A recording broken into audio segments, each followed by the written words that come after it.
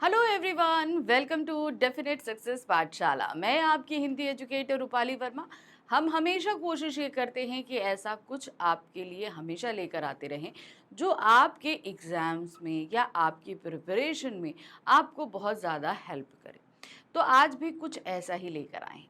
आज का वीडियो जैसा कि आप लोग देख रहे हैं कि क्लास 9th के स्टूडेंट्स के लिए है।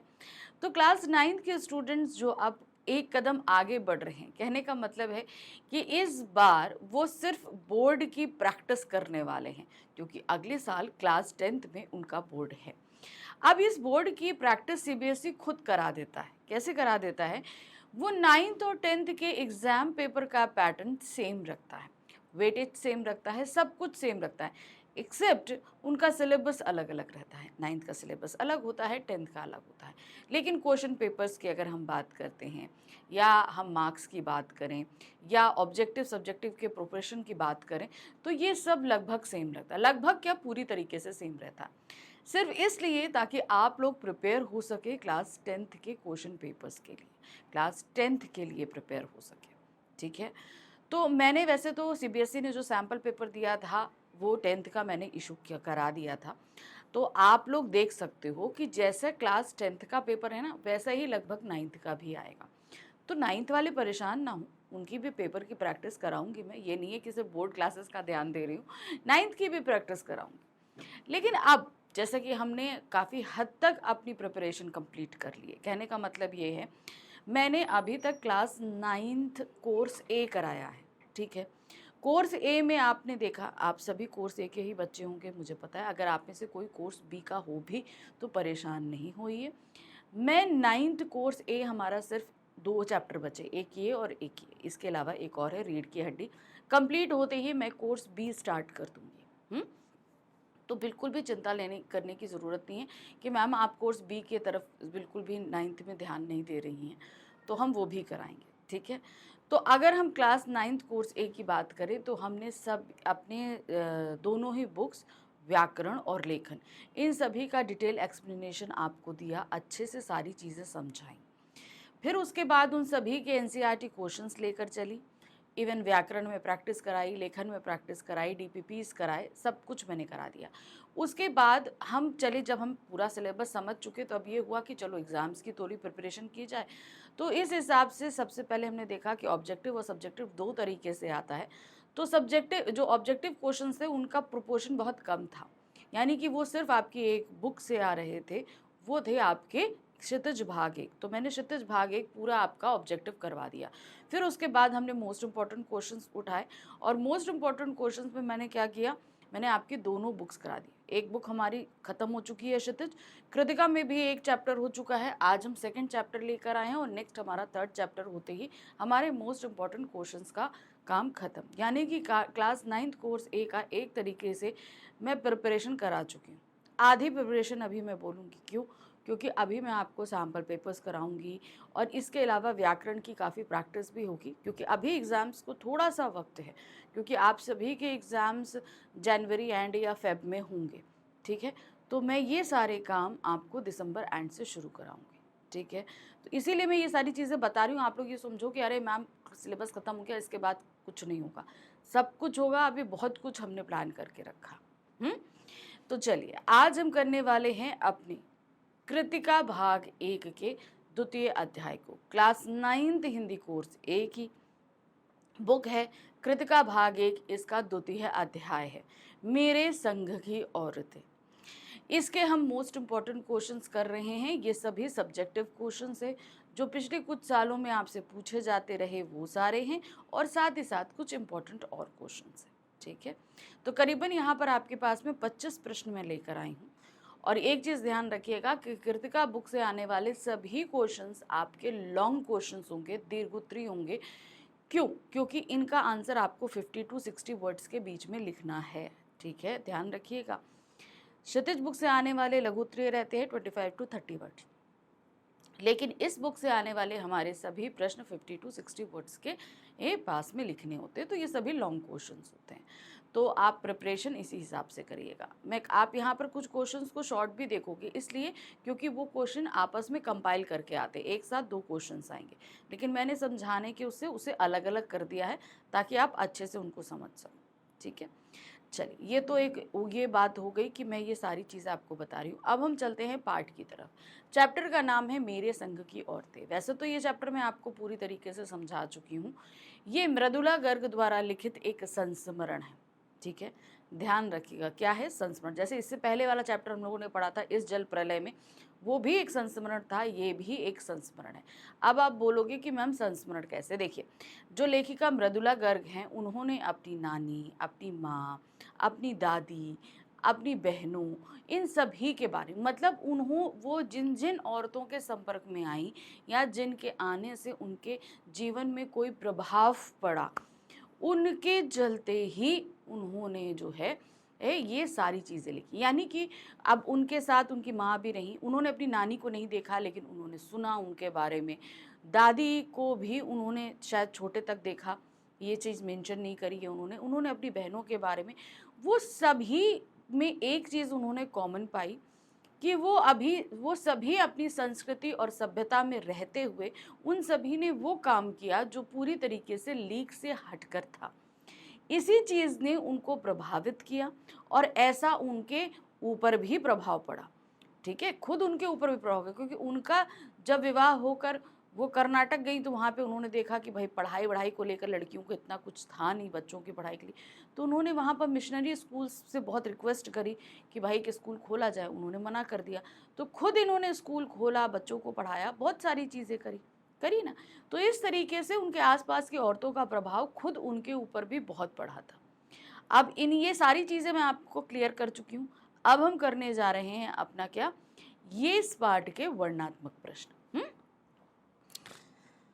चलिए, पहला प्रश्न देख रहे हैं। लेखिका मृदुला गर्ग की नानी द्वारा अपनी 15 वर्षीय बेटी का विवाह स्वतंत्रता सेनानी से कराना क्या दर्शाता है? आप इससे किन मूल्यों का निष्कर्ष निकाल सकते हैं? अब लेखिका मृदुला गर्ग की जो नानी है, जो हमने पाठ में पढ़ा है, वो बहुत ही संस्कारी, पर्दानशीन, कभी भी गैर मर्द के सामने नहीं आने वाली स्त्री थी। जबकि इनके अपोजिट इनके हस्बैंड थे। कैम्ब्रिज यूनिवर्सिटी से उन्होंने पढ़ाई करी थी, पूरी तरीके से अंग्रेज़ी सरकार के प्रभाव में थे। उनका रहन सहन, खान पीन, सब कुछ अंग्रेज़ी ही क्या कहते हैं सरकार के तहत, जैसे अंग्रेज करते थे उस तरीके से था। दोनों अलग अलग विपरीत विचारधाराओं के थे, उनका रहन सहन, सोच सब कुछ अलग थी। लेकिन ये पूरा जीवन बिताने के बावजूद भी उनकी नानी ने कभी भी अपने हस्बैंड से इस चीज़ को लेकर शिकायत नहीं करी कि भाई आप हिंदुस्तानी रहिए या समथिंग कुछ रहिए। सबके अपनी अपनी तरीके थे, वो अपने अपने तरीके से जीते रहे और जीवन बिताया भी। लेकिन जब हम बात करते हैं अपने बच्चों की, तो माँ कुछ ज़्यादा पॉसेसिव हो जाती है। वही चीज़ हुई जब इनकी नानी को ये पता चला कि भाई अब इनकी मृत्यु निकट है, तो उन्हें अपनी बेटी की चिंता सताने लगी। उन्होंने ये सोचा कि अगर मैं मर गई और मेरे मरने के बाद अगर मेरे हस्बैंड पर मेरी बेटी की जिम्मेदारी आई, तो वो एक ऐसे व्यक्ति से शादी करेंगे जो अंग्रेजी सत्ता का गुलाम होगा, जो कि उन्हें बिल्कुल पसंद नहीं था। इसीलिए उन्होंने अपने ही पति के मित्र प्यारेलाल जी को बुलाया, जो कि खुद एक क्रांतिकारी थे, और अपनी बेटी की शादी की जिम्मेदारी उन्होंने अपने ये उस दोस्त प्यारेलाल जी को सौंप दिया। ठीक है, जो ताउम्र पर्दे में रही, लेकिन अपने ही बेटी की भलाई के लिए वो एक गैर मर्द के सामने आई, उन्होंने रखा। अब इससे सीधे तौर पर, प्रत्यक्ष नहीं तो परोक्ष रूप से सीधे ये चीज़ पता चलती है कि वो अपने देश के प्रति बहुत ही ज़्यादा वफादार थी। उनके अंदर भी देशभक्ति की भावना थी, है ना? इसीलिए तो उन्होंने, वरना शादी तो लड़की की अगर अंग्रेजी सरकार के गुलाम से भी होती तो अच्छे से रहती, खाती, सब कुछ करती। लेकिन नहीं, वो चाहती थी कि जो व्यक्ति देश के लिए कार्य कर रहा है, ऐसे ही व्यक्ति से मेरी बेटी की शादी हो। तो एक तरीके से उनके अंदर की देशभक्ति की भावना का भी पता चलता है। मृदुला गर्ग की नानी द्वारा अपनी 15 वर्षीय बेटी का विवाह स्वतंत्रता सेनानी से कराना उनकी आज़ादी के लिए दीवानगी को व्यक्त करता है कि वो भी अपने देश के लिए काफ़ी हद तक जो है कार्यरत थी, अपने देश को बहुत प्यार करती थी। इससे हमें राष्ट्र प्रेम और अमूल्य भाव की प्रेरणा मिलती है कि ठीक है। देखिए उस समय ऐसा था ना, बहुत सारे लोग तो खुलकर सामने आए। स्वतंत्रता संग्राम के समय ये चीज़ बहुत अच्छे से हुई कि उस समय बहुत सारे लोग खुलकर सामने आए, लेकिन कुछ लोग परोक्ष रूप से इसमें शामिल हुए, जो खुलकर तो सामने नहीं आ सकते थे, मजबूरी चाहे जो रही हो, लेकिन पीछे छुपकर भी उन्होंने बहुत हद तक मदद करी है। अब हमारी एक हम आप अगर इनके ऊपर लिखित कहानियाँ देखेंगे, आजकल बहुत सारी वेब सीरीज़ आ रही हैं, बहुत सारी मूवीज़ आ रही हैं, जिनमें आपको ये सारी चीज़ें खुलकर देखने को मिलेंगी। प्रश्न संख्या 2 है, लेखिका मृदुला गर्ग के विलायती रंग में रंगे नाना के साथ रहकर भी लेखिका की नानी परंपरागत तरीकों का निर्वाह करते हुए सादा जीवन व्यतीत करती थी। आपके अनुसार क्या वह उचित था? अब देखिए क्या होता है, हम जब एक अभी आप लोगों को इस चीज़ का अंदाज़ा नहीं हुआ, लेकिन जब विवाह संपन्न होता है तो कहते हैं कि काफ़ी हद तक हमें अपने पति के रंग में रंग जाना चाहिए। क्यों? क्योंकि वो जो है हमारा जीवन आसान हो जाता है, लेकिन ऐसा कुछ नहीं होता। अगर देखिए ये जीवन भर का साथ होता है, इसमें हम अपनी चॉइस, अपनी चीज़ें, अगर हम किसी के साथ कुछ समय के लिए रह रहे हैं तो हम वो चीज़ें बदल सकते हैं, लेकिन लाइफ टाइम अगर हम रह रहे हैं किसी व्यक्ति के साथ तो हम अपनी पर्सनालिटी में बदलाव नहीं कर सकते हैं। ठीक है, सिंपल सी एक चीज़ समझिए, हम पूरी तरीके से अपनी पर्सनालिटी को चेंज नहीं कर सकते, क्योंकि जो चीज़ें हमें पसंद हैं तो किसी की नापसंद के चलते हम उन्हें छोड़ नहीं सकते। तो ये एक बहुत सारी चीज़ें होती हैं, एडजस्टमेंट हमें उन चीज़ों में करना चाहिए जिन चीज़ों के रहते हम सर्वाइव कर सकते हैं। सिंपल सी एक चीज़ है, हम जिनके रहते, मान लीजिए अब आप ऐसा सिंपल सी एक चीज़ ऐसे समझिए कि आपको जो है नहीं पसंद है, ठीक है, करेला लौकी नहीं पसंद है, ये सारी एक सिंपल सी एक चीज़ मैं बता रही हूँ, नहीं पसंद है, मगर हस्बैंड को पसंद है, तो आप उनको उनके लिए बनाएंगे। कुछ दिन आप उनके चलते मन का खा सकते हो, ठीक है, चलो आज हम भी लौकी खा लेते हैं, करेला खाते हैं, लेकिन हमेशा ये चीज़ नहीं होगी। आप कुछ दिन के लिए कर पाओगे, एक आध बार कर पाओगे, 10-15 बार कर पाओगे, लेकिन ताउम्र ये सारी चीज़ फॉलो करना मुश्किल हो जाता है। तो हमने कहा ना, हम अपनी पसंद किसी के साथ कुछ समय के लिए बदल सकते हैं, एडजस्टमेंट कर सकते हैं, लेकिन जब हम बहुत टाइम के लिए, हमेशा ताउम्र के लिए हम किसी के साथ रहते हैं तो फिर सारी चीज़ें बदलना मुश्किल हो जाता है। हमेशा चीज़ों के साथ एडजस्टमेंट हम करें, अपनी भी रखिए, उनकी भी सुनिए, लेकिन झगड़े की नौबत ना आए, ये सारी चीज़ें रहती हैं, ठीक है ना? तो यहाँ पर उनकी नानी ने एक चीज़, इसी चीज़ का उदाहरण दिया है। उनके हस्बैंड को विलायती रंग पसंद था, इनको देसी रंग पसंद था। दोनों ने अपनी चीज़ों को फॉलो किया। क्यों? क्योंकि ना वो देसी रंग में आ सकते थे, ना ये विलायती रंग में जा सकती थी। बस ये निश्चय हुआ कि ठीक है, दोनों अपने-अपने रंग में रहेंगे, अपने-अपने तरीके से जिएँगे, एक-दूसरे में इंटरफेयर नहीं करेंगे। क्योंकि बदलाव कुछ समय के लिए तो हम एडजस्टमेंट कर सकते हैं, हमेशा के लिए नहीं कर पाते। तो मेरे हिसाब से जो उन्होंने किया, वो काफ़ी हद तक उचित था, ठीक है? हाँ, लेखिका की नानी का पारंपरिक सादा जीवन व्यतीत करना उचित था, क्योंकि जीने का सबका अपना-अपना ढंग होता है, ठीक है? हमने बताया कि दूसरा व्यक्ति जो हमारा पार्टनर है, उसके जीने का, काम करने का तरीका अलग है, मेरा अलग होगा। लोग अपनी मर्जी के अनुसार जीवन जीकर अधिक संतुष्ट रहते हैं, ठीक है? अब आप लोगों ने बहुत सारे रिलेशन में ये चीज़ देखी होगी कि कुछ लोग बहुत लड़ाई करते हैं, हस्बैंड वाइफ्स के बीच में बहुत लड़ाई होती है। इसका रीज़न ये होता है कि हम अपने पार्टनर को अपने अनुसार बदलना चाहते हैं, वो हमें नहीं करना है। अगर आपको अपने तरीके से जीना पसंद है तो आपके पार्टनर को भी आपके तरीके से जीना, अपने तरीके से जीना पसंद है, हमें बदलना नहीं है। ये चीज़ का उदाहरण बहुत अच्छे तरीके से इनकी नानी ने यहाँ पर दिया है। लेखिका की नानी भी निजी जीवन में स्वतंत्रता की समर्थक थी। वे चाहती थी कि सभी लोग अपने-अपने ढंग से अपनी ज़िंदगी जिएँ। अतः वे किसी के निजी जीवन में हस्तक्षेप नहीं करती थी, चाहे वह स्वयं उनके पति ही क्यों ना हो, और ना ही अपने जीवन में किसी का हस्तक्षेप चाहती थी। तो ये एक तरीका है, देखिए, हम अपने जीवन के जीने के तरीकों में, ठीक है, लेकिन आप इस चीज़ को इस तरीके से जस्टिफाई नहीं करिएगा कि अगर आप गंदे तरीके से रहते हो, खराब तरीके से रहते हो, तो नहीं ये मेरा तरीका है। जो चीज़ें खराब है या गंदी हैं उनको सुधारा जा सकता है, सुधारिए, हाइजीन रहिए, अच्छा रहिए। लेकिन अब ये कहीं कि सामने वाले को हम अपने तरीके से बदल लें, ऐसा नहीं करना चाहिए। अपने-अपने स्पेस में रहिए, दूसरे में इंटरफेयर नहीं करिए, ये बहुत एक चीज़ ज़रूरी होती है। प्रश्न संख्या 3 है, मृदुला गर्ग की नानी द्वारा अपने पति के रहते अपनी बेटी की शादी के लिए वर तय करने की जिम्मेवारी पति के दोस्त को देना क्या प्रदर्शित करता है? आप अपने विचार दीजिए। यहाँ पर दो चीजें व्यक्त होती हैं। पहली चीज, बेटी के भविष्य को लेकर चिंता, ठीक है। दूसरी चीज, यहाँ पर अपने देश के प्रति उनकी भावना, देशभक्ति की भावना, ठीक है। दो चीजें व्यक्त होती। अब आप कहेंगे कि क्या पद जो लड़की के पिता थे, क्या वो अपनी बेटी के लिए भविष्य अच्छा नहीं चुन सकते थे? देखिए, यहाँ पर ये चीज थी कि उनकी पत्नी को ये चीज पता थी, यानी कि लेखिका की नानी को ये चीज पता थी कि अंग्रेज ज्यादा दिन तक यहाँ भारत में सरवाइव नहीं कर सकते, उनको ये भारत छोड़कर जाना ही पड़ेगा, ठीक है। अगर वो ऐसे किसी इंसान से अपनी बेटी की शादी करते जो अंग्रेजी शासन का गुलाम होता, तो जब अंग्रेजी सरकार चली जाती तब उनकी बेटी का क्या होता होता ना। तो ये एक चिंता थी। इसीलिए एक तो पहली चीज ये थी कि वो अपनी बेटी के भविष्य को लेकर चिंतित थी, इसीलिए वो एक सच्चे भारतीय से अपनी बेटी का शादी करना चाहती थी, ठीक है। उस समय सच्चे भारतीय का मतलब है जो स्वतंत्रता सेनानी है।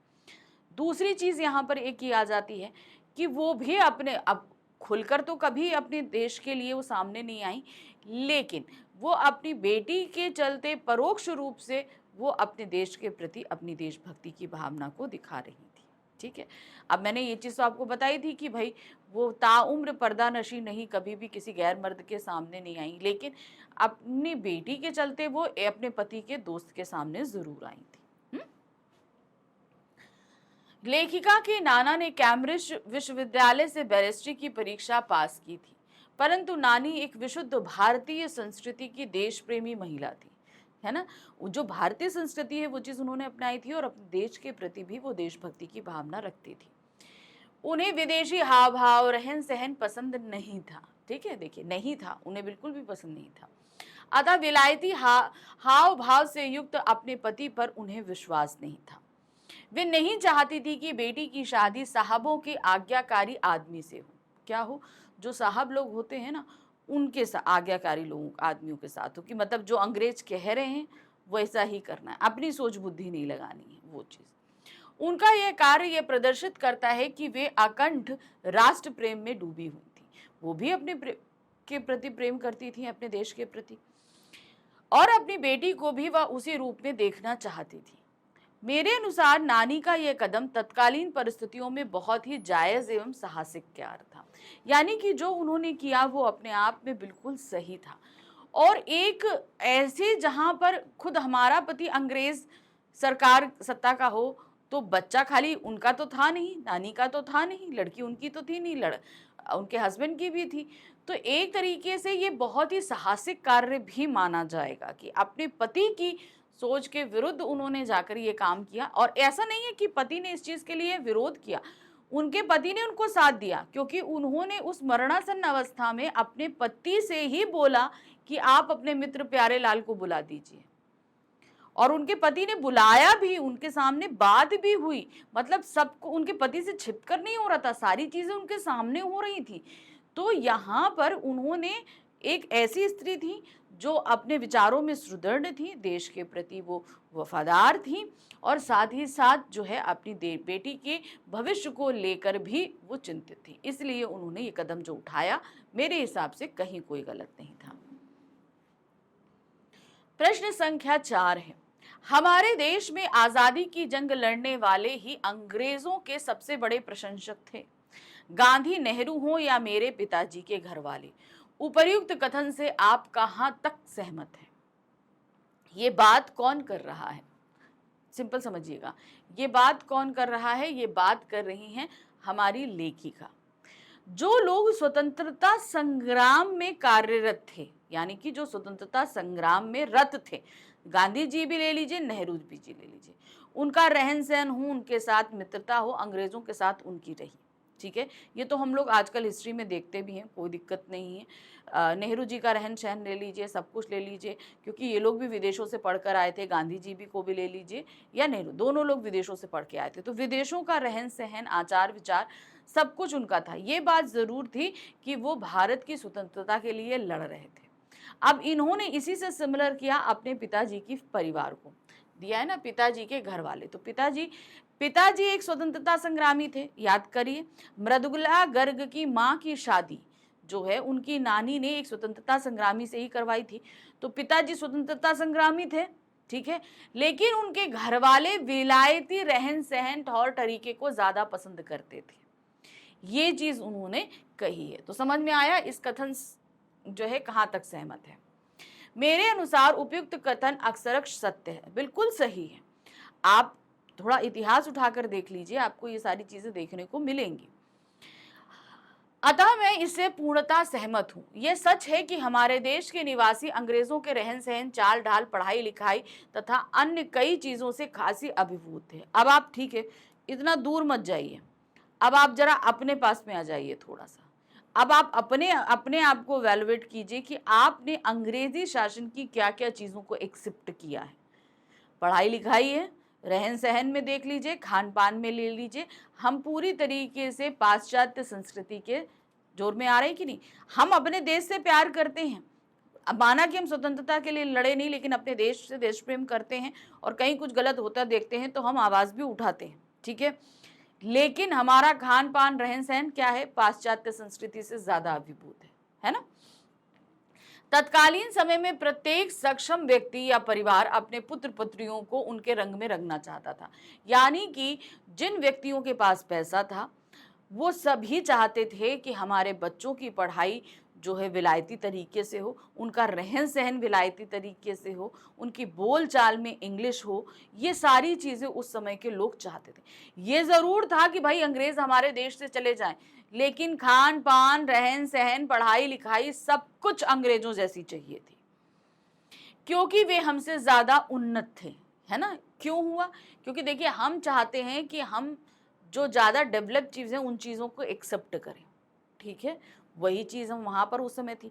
भाई भारतीयों की पढ़ाई की बात करिए, उस समय उतनी उन्नत नहीं थी, लेकिन आज भारतीय पढ़ाई उतनी उन्नत है, ठीक है। जरूरी नहीं है कि हम विदेशों में जाकर ही पढ़ें तो ही पढ़ाई अच्छी है। आज आप भारत में रहकर भी अच्छी से अच्छी यूनिवर्सिटी में पढ़ाई कर सकते हैं। गांधी जी एवं नेहरू जी ने भी अपनी शिक्षा विदेशों में ही पूरी की, भले ही उनकी कर्म भूमि भारत बनी और हमारे सबसे बड़े नेता बने। आज भी हम कैम्ब्रिज एवं हार्वर्ड विश्वविद्यालय की तरफ हसरत भरी निगाहों से देखते हैं। हम आजकल भी बोल लोग क्या है कि चाहते हैं हम कैम्ब्रिज यूनिवर्सिटी से पढ़ें, हार्वर्ड से पढ़ें, ठीक है ना। क्यों? क्योंकि ये यूनिवर्सिटीज अपने आप में बहुत बड़ी है, बहुत उन्नत है। वहां से कोई पढ़कर भारत आए तो उसे सभी भारतीय डिग्रियों से ऊपर मान्यता दी जाती है, चाहे उस छात्र का स्तर जो भी हो। अतः प्रश्नोक्त कथन अतिशयोक्ति नहीं है। यानी कि उस बच्चे ने हार्वर्ड यूनिवर्सिटी से या कैम्ब्रिज यूनिवर्सिटी से किसी भी रैंक में पास आउट किया हो, लेकिन उसे भारतीय डिग्री से हमेशा ऊपर रखा जाता है। यह आज भी एक सोच है, एक परसेप्शन बना हुआ है कि नहीं बाहर से पढ़ के आए हैं तो अच्छा है।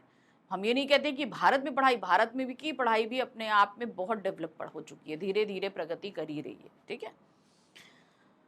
प्रश्न संख्या 5 है, लेखिका की परदादी द्वारा लड़की पैदा होने की कामना करना उनकी किस मानसिकता को प्रदर्शित करता है? अब क्या हुआ, जब हमारी लेखिका की माँ शादी करके आई तो जो है इनकी दादी ने, मतलब पूरे उस समय की, भाई उस समय की जो परिस्थितियां थी, लड़कों की पैदाइश पर बहुत जोर दिया जाता था कि भाई लड़का होना चाहिए, लड़का होना चाहिए। लेकिन इस बात से पूरी तरह लीक से हटकर उनकी दादी ने जो एक मांग करी, एक भगवान से प्रार्थना करी कि भाई मेरी बहू के जो बच्चा हो पहला वो लड़की हो।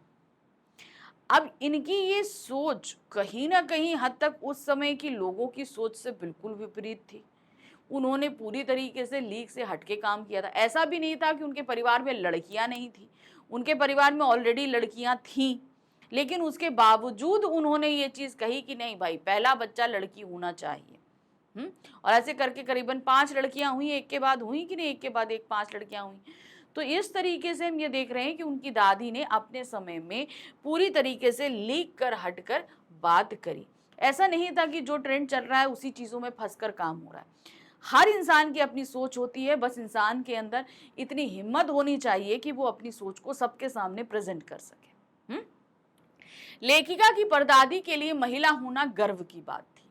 अब उस समय क्या होता था, लड़कियों को बहुत दबाया जाता था, पढ़ना लिखना नहीं दिया जाता था, घर की चार दीवारी के अंदर रहना है, घर के काम करने हैं, उनकी कोई भी राय परिवार की किसी चीज में शामिल उनको नहीं करना है, बस एक चीज ये होती थी। लेकिन उनकी परदादी के हिसाब से ये चीज गलत थी, वो महिला थी और उन्हें इस बात का गर्व था, और इसीलिए वो चाहती थी कि उनकी नेक्स्ट जनरेशन की शुरुआत एक महिला के तौर पर ही हो, क्योंकि उन्होंने अपना समस्त जीवन स्वतंत्र रूप से जिया था।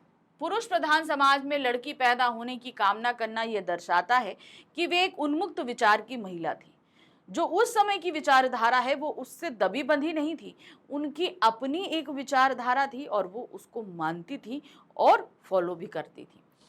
उन्हें लड़कियों से ज्यादा दिलचस्पी थी, क्योंकि उन्हें वे लड़कों की अपेक्षा ज्यादा आज्ञाकारी और उपयोगी मानती थी। कि भाई लड़के जो हैं वो इतने आज्ञाकारी नहीं होते, वो बड़े हो जाते हैं अपने हिसाब से, लेकिन लड़कियां जो हैं वो ज्यादा अच्छी होती हैं। वर्तमान परिवेश में भी उनकी यह सोच खरी उतरती है। अगर हम आज के समय में देखें, आज के समय में अगर हम देखें ना, लोग बहुत कहते हैं कि भाई बुढ़ापे का सहारा लड़का होता है। आजकल ऐसा कुछ नहीं होता, लड़का हो चाहे लड़की हो, सब बड़े होके पढ़ने के बाद अलग अलग शहरों में चले जाते हैं, माँ बाप बेचारे अकेले ही रह जाते हैं। अक्सर ये देखने को मिला है। तो आज के समय में लड़का हो या लड़की हो, दोनों समान रूप से सही है। ठीक है, अब आते हैं नेक्स्ट क्वेश्चन, क्वेश्चन नंबर 6। पाठ में वर्णित चोर और माँ जी का प्रकरण, जिसमें चोर चोरी की नीयत से घर में घुसता है, परंतु माँ के प्रभाव से वह चोरी की जगह खेती को अपना लेता है, इस प्रकरण से आप किन मूल्यों का निष्कर्ष निकाल सकते हैं?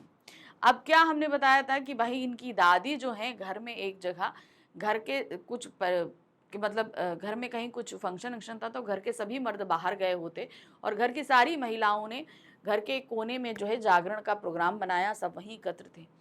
तो इनकी माता जी जो हैं वो अलग हॉल में आकर सो गई, जो इनकी दादी थी। अब हुआ क्या कि रात में घुसा एक चोर। चोर की आड़ से दादी जग गई। उन्होंने कहा कि भाई जाओ लोटे में पानी भर के लाओ। चोर कहे भाई गया, तुम्हारे डर के कि हम पकड़ा जाएंगे, तब भी वो चोर पानी भर के लेकर आया। पानी भर के लेकर आया, आधा दादी ने पिया और आधा उस चोर को पिला दिया। और इस तरीके से दादी ने उस चोर से रिश्ता बना लिया कि भाई, उन्होंने कहा कि अब हम दोनों एक दूसरे का जूठा पी चुके हैं, अब तुम हमारे बेटे हो, अब तुम ही बताओ तुम चोरी करोगे या खेती करोगे। इस बात से वो चोर इतना प्रभावित हुआ कि उसने चोरी छोड़ के खेती शुरू कर ली। तो यहाँ पर देखा गया कि चीज़ों को जबरदस्ती या दंड पूर्वक करवाने से बेहतर है कि अगर हम उन चीज़ों को समझा के कर सकते हैं तो वो ज़्यादा प्रभावी रहती है ना। तो चलिए अब इसका आंसर देखते हैं। प्रश्नोत्तर प्रकरण में माँ जी ने चोर के साथ अत्यंत सहज व्यवहार किया। मोस्टली हम लोग के साथ क्या होता है, हम लोग चोर को देखते हैं, अरे चोर चोर चिल्लाने लगे, पकड़ो पकड़ो, मारो मारो, ये होने लगता है। लेकिन माँ जानती थी कि ये चोर है, उसके बावजूद उन्होंने बड़ी सरलता के साथ उसके साथ व्यवहार किया। उन्होंने अपना पानी मंगवा कर आधा पिया और आधा उसे पिलाकर कहा कि आज से हम एक ही लोटे से पानी पीकर माँ बेटे हो गए। उन्होंने खाली एक पानी से रिश्ता बनाया, पानी के जरिए आपस में एक चोर के साथ रिश्ता बनाया, सिर्फ उसको सुधारने के लिए, है ना। अब तुम्हें जो करना है करो, चाहो चोरी करो या खेती करो। माँ के इस व्यवहार ने चोर पर बहुत सकारात्मक प्रभाव डाला, जिससे उसने चोरी छोड़कर आजीवन खेती करी। अब उसने मतलब कहते हैं ना कि भाई आप दंड से नहीं करिए, होता है ना साम दाम दंड भेद, तो दंड से अच्छा है साम से काम करिए, यानी कि समझाइए। इमोशनली चीज जितनी जल्दी इंपैक्ट करती हैं, आपका दंड उतनी जल्दी इंपैक्ट नहीं दिखाएगा। और यही चीज यहाँ पर माँ जी ने करी। उपरोक्त प्रकरण से हमें यह शिक्षा मिलती है कि हम मृदु व्यवहार से किसी का भी दिल जीत सकते हैं, यानी कि समझाने से, प्यार से चीजों को जीता जा सकता है। डराने, धमकाने, मारपीट करने या दबाव डालने की अपेक्षा सहजता तथा प्रेम से हम किसी का भी हृदय परिवर्तन करके उसे अच्छे मार्ग पर चलने के लिए प्रेरित कर सकते हैं। उसको समझाएं, करें तो उसको अच्छे मार्ग पर चल सकता है वो। अतः हमें हमेशा अपने जीवन में प्रेम भाव को अपनाना चाहिए। तो इनके इस व्यवहार से हमें शिक्षा मिलती है कि प्यार से चीज़ों को आसानी से अपने पक्ष में किया जा सकता है, बनस्पत क्रोध से, दंड से वो सारी चीज़ें हमारे और खिलाफ जाएंगी।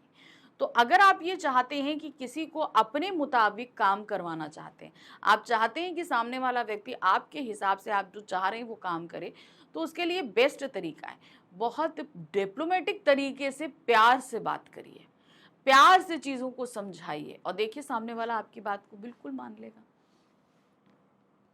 प्रश्न संख्या 7 है, लेखिका मृदुला गर्ग द्वारा कर्नाटक में बच्चों के लिए स्कूल की स्थापना करना उनकी किस भावना को प्रकट करता है? यहाँ पर जो होता है ना, सेवा भाव, भविष्य को लेकर चिंतित, देश प्रेम, बहुत सारी ऐसी चीजें हैं जो प्रेरित करती हैं इसके लिए। अब क्या हुआ कि जब ये शादी होकर कर्नाटक गई, तो कर्नाटक इन्होंने देखा कि वहाँ पर जो है वहाँ के लोकल लोगों को पढ़ने के लिए एक भी स्कूल नहीं था। तो इन्होंने बहुत जद्दोजहद करी, बहुत कोशिश करी, मिशनरी स्कूल्स जो थे वहाँ जाकर बात करी, वहाँ के चर्च के फादर से बात करी, तो उनके अपने कुछ नियम कायदे थे, उसके तहत वो जो है वहाँ पर स्कूल नहीं खुलवा सकते थे। तो लेखिका ने फिर ये काम किया, लेखिका ने एक छोटा सा स्कूल खोला, उसमें पढ़ाई शुरू करी, उसको मान्यता दिलाई कर्नाटक सरकार द्वारा, सब कुछ किया। तो ये दर्शाता है कि वो वाकई जो है एक समाज सेविका के रूप में काम कर रही थी, सिर्फ वो लेखिका नहीं थी। प्रश्नोक्त प्रकरण से यह स्पष्ट होता है कि लेखिका मृदुला गर्ग समाज सेवी, शिक्षा के प्रति समर्पित तथा सहृदय महिला थी। देखिए, समाज के लिए सेवा तो अलग बात है, उन्होंने ये जानती थी कि हमारे देश का भविष्य जो है वो शिक्षा पर ही डिपेंड है। हम जितना पढ़ेंगे, हम जितना अच्छा, हमारी जनरेशन जितना अच्छा पढ़ेगी, आगे हमारा देश उतना अच्छा डेवलप करेगा।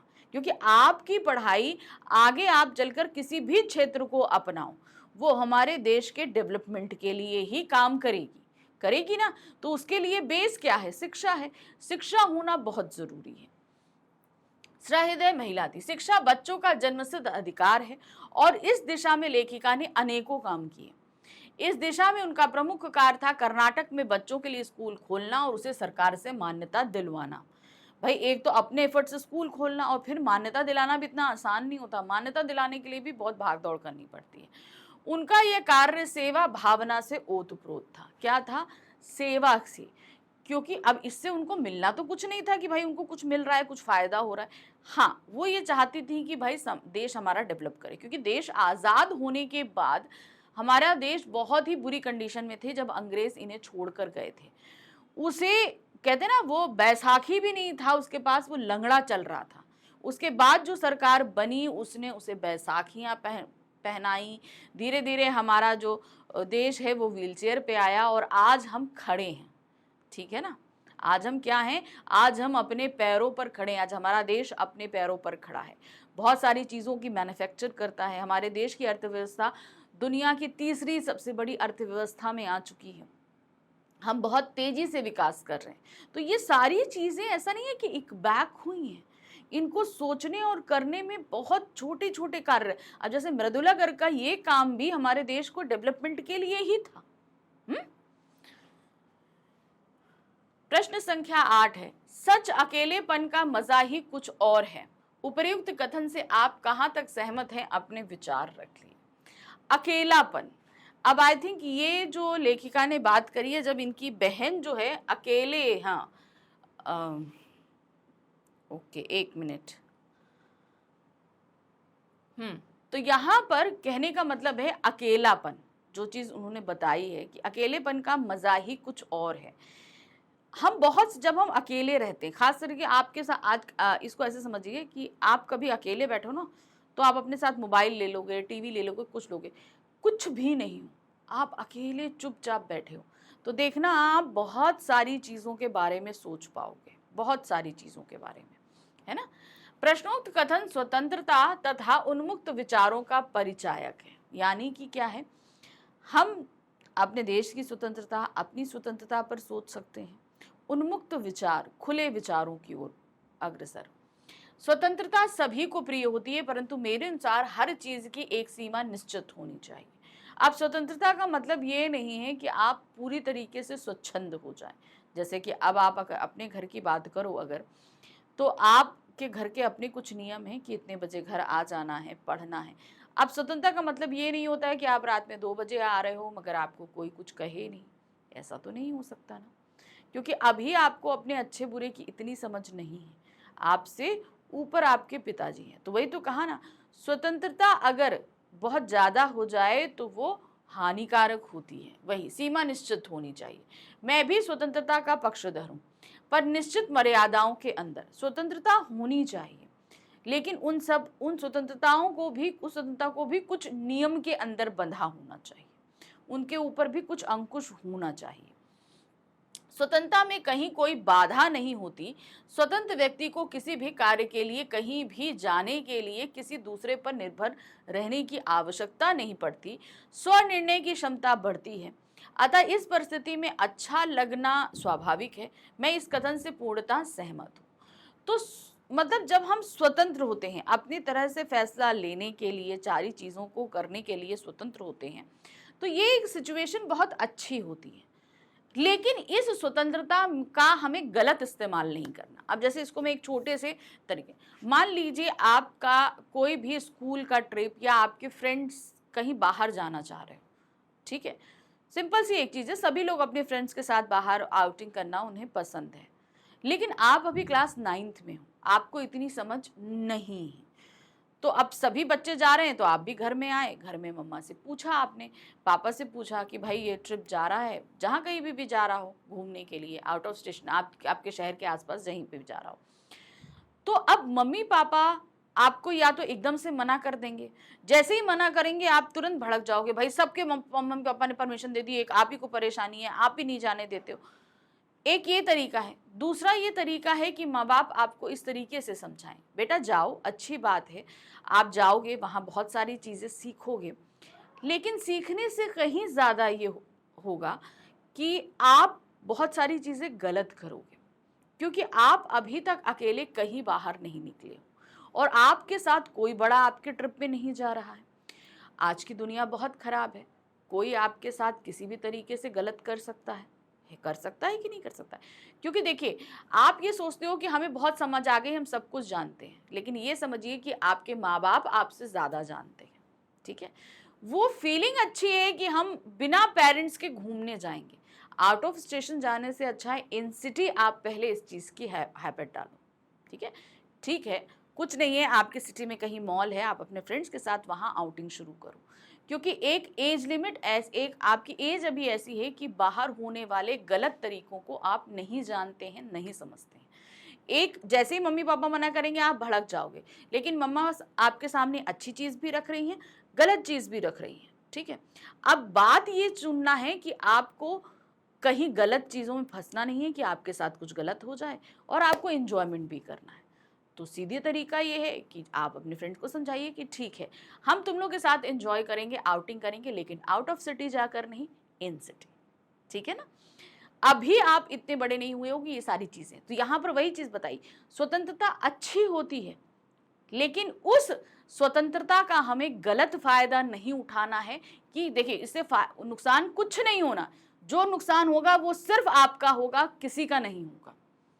ये चीज़ ध्यान रखिए, क्योंकि पेरेंट्स हमेशा आपका भला चाहते हैं। वही चीज़ यहाँ पर बताई है उन्होंने कि सच अकेलेपन का मज़ा ही कुछ है। अकेले अपने आप सारे निर्णय लेना करना बहुत अच्छा है, लेकिन एक लिमिट तक। वो लिमिट जब आप आएगी तो मम्मी पापा आपको अकेले जाने की परमिशन देंगे, ठीक है। चलिए, मैंने आपको एक अच्छे तरीके से समझाने की कोशिश करी है। आते हैं प्रश्न संख्या 9 पर। लेखिका की परदादी जिन्हें कतार से बाहर चलने का शौक था, ठीक है, कतार से बाहर क्यों? क्योंकि उन्होंने अपनी बहू की पहली औलाद लड़की मांगी थी। तो जो उस समय एक कतार क्या लगती थी, सभी लोग पुत्र मांगते थे, उन्होंने क्या मांगी, हमें पुत्री चाहिए, ठीक है, लड़की चाहिए पहली पे। उन्होंने व्रत ले रखा था कि अगर खुदा की दया से उनके पास कभी 2 से ज्यादा धोतियां हो जाएंगी तो वो तीसरी दान कर देंगी। उपर्युक्त पंक्तियों से आप किन मूल्यों का निष्कर्ष निकाल सकते हैं?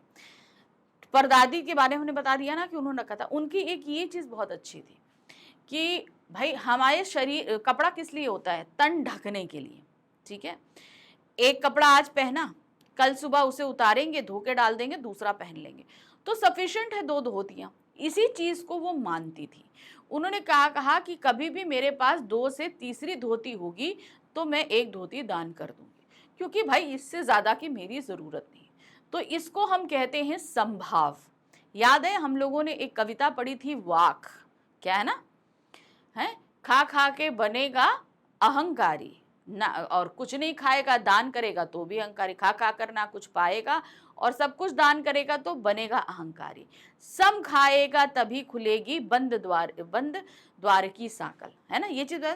तो ये होता है संभाव। संभाव का तात्पर्य ये है कि जितनी चीज हमें जरूरत है हमें सिर्फ उतना उपभोग करना चाहिए, उससे ज्यादा चीज है तो हमेशा उनको दान दे दीजिए जिनको नीड है, जिनको जरूरत है ना। अब जैसे हमने कहा कि भाई हमें, हमारे घर में 4 रोटी है, अब हमको खानी सिर्फ 2 है, तो आप 2 रोटी का क्या करोगे, उसे डस्टबिन में डालोगे? नहीं, बाहर जाओ, कोई गरीब मिले भूखा है उसको दे दो, नहीं है किसी जानवर को दे दो खाने के लिए, लेकिन उसे वेस्ट नहीं करो। सिंपल सी एक चीज है, जितना तुम्हें जरूरत है उतना खाओ और बाकी दान करो।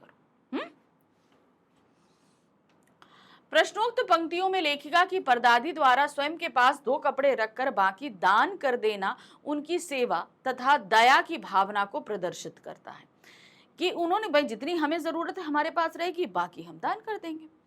जैन समाज में अपरिग्रह को महत्व दिया जाता है, अतः वे इसी पक्ष में थी और उन्हें संग्रह का कोई शौक नहीं था, अतः वे निहायत ही जरूरी वस्तुओं को ही रखने के पक्ष में थी, यानी कि जो जितना उनको जरूरत है वो ही अपने पास रखती थी, उसके अलावा वो सब क्या कर देती थी, दान कर देती थी, उन्हें नहीं चाहिए, उनको इस चीज की रिक्वायरमेंट नहीं रहती थी। प्रश्न संख्या 10 है, आप चोर के हाथ का पानी पी लोगी, कथन क्या अभिव्यक्त करता है, आपके विचार से कहे उचित है? एक चोर व्यक्ति जिसकी नीयत खराब है, ये चीज वहां पर जब पहरेदारों ने उस चोर को पकड़ लिया था, जब वो चोर जो है कुएं से पानी लेने गया ना, तो वो जब चोर आया तो दादी जग गई, तो वहां पर और भी पहरेदार आ गए, तो उन्होंने कहा, जब दादी ने कहा पानी ले आओ, तो पहरेदारों ने कहा कि भाई क्या आप चोर के हाथ का पानी पी लेंगी? तो ये भावना जो है ये अभिव्यक्त करती है कि किस तरीके से लोगों का कर्म, लोगों की जाति को लेकर उस समय उन्हें कैटेगराइज किया जाता था। देखिए, प्रश्नोत्कथन तत्कालीन समाज में फैले सामाजिक भेदभाव को व्यक्त करता है, समाज के भेदभाव को, कि भाई सामने वाला व्यक्ति क्या है, आप उसके हाथ से पानी पी लोगे उसका, क्योंकि उस समय भाई कहते हैं ना, ये ऊंच नीच छुआछूत समाज में बहुत बुरी तरीके से फैला था। निम्न जाति के लोग जो रहते थे वो गांव से बाहर, उन्हें गांव के अंदर आने की परमिशन नहीं थी, वो साफ सफाई करते थे, उनके पीने का पानी अलग होता था, उन्हें मंदिर नहीं जाने दिया जाता था, ऐसी बहुत जो है कुप्रथाएं फैली हुई थी, कुरीतियां हमारे यहाँ फैली थी।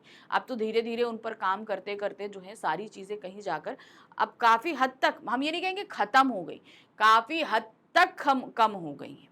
बहुत जगह अभी भी ये ऊंच नीच भेदभाव माना जाता है, ठीक है ना।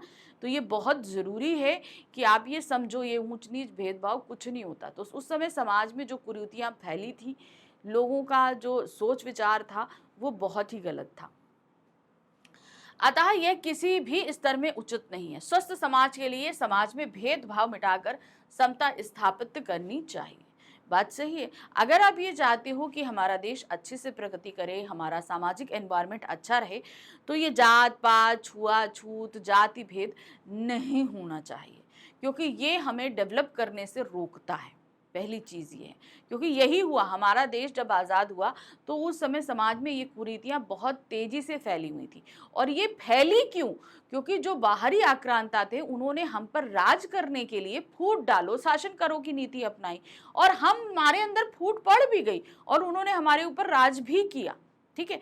लेकिन वो तो चले गए, हमारे अंदर ये कुरीतियाँ रह गई।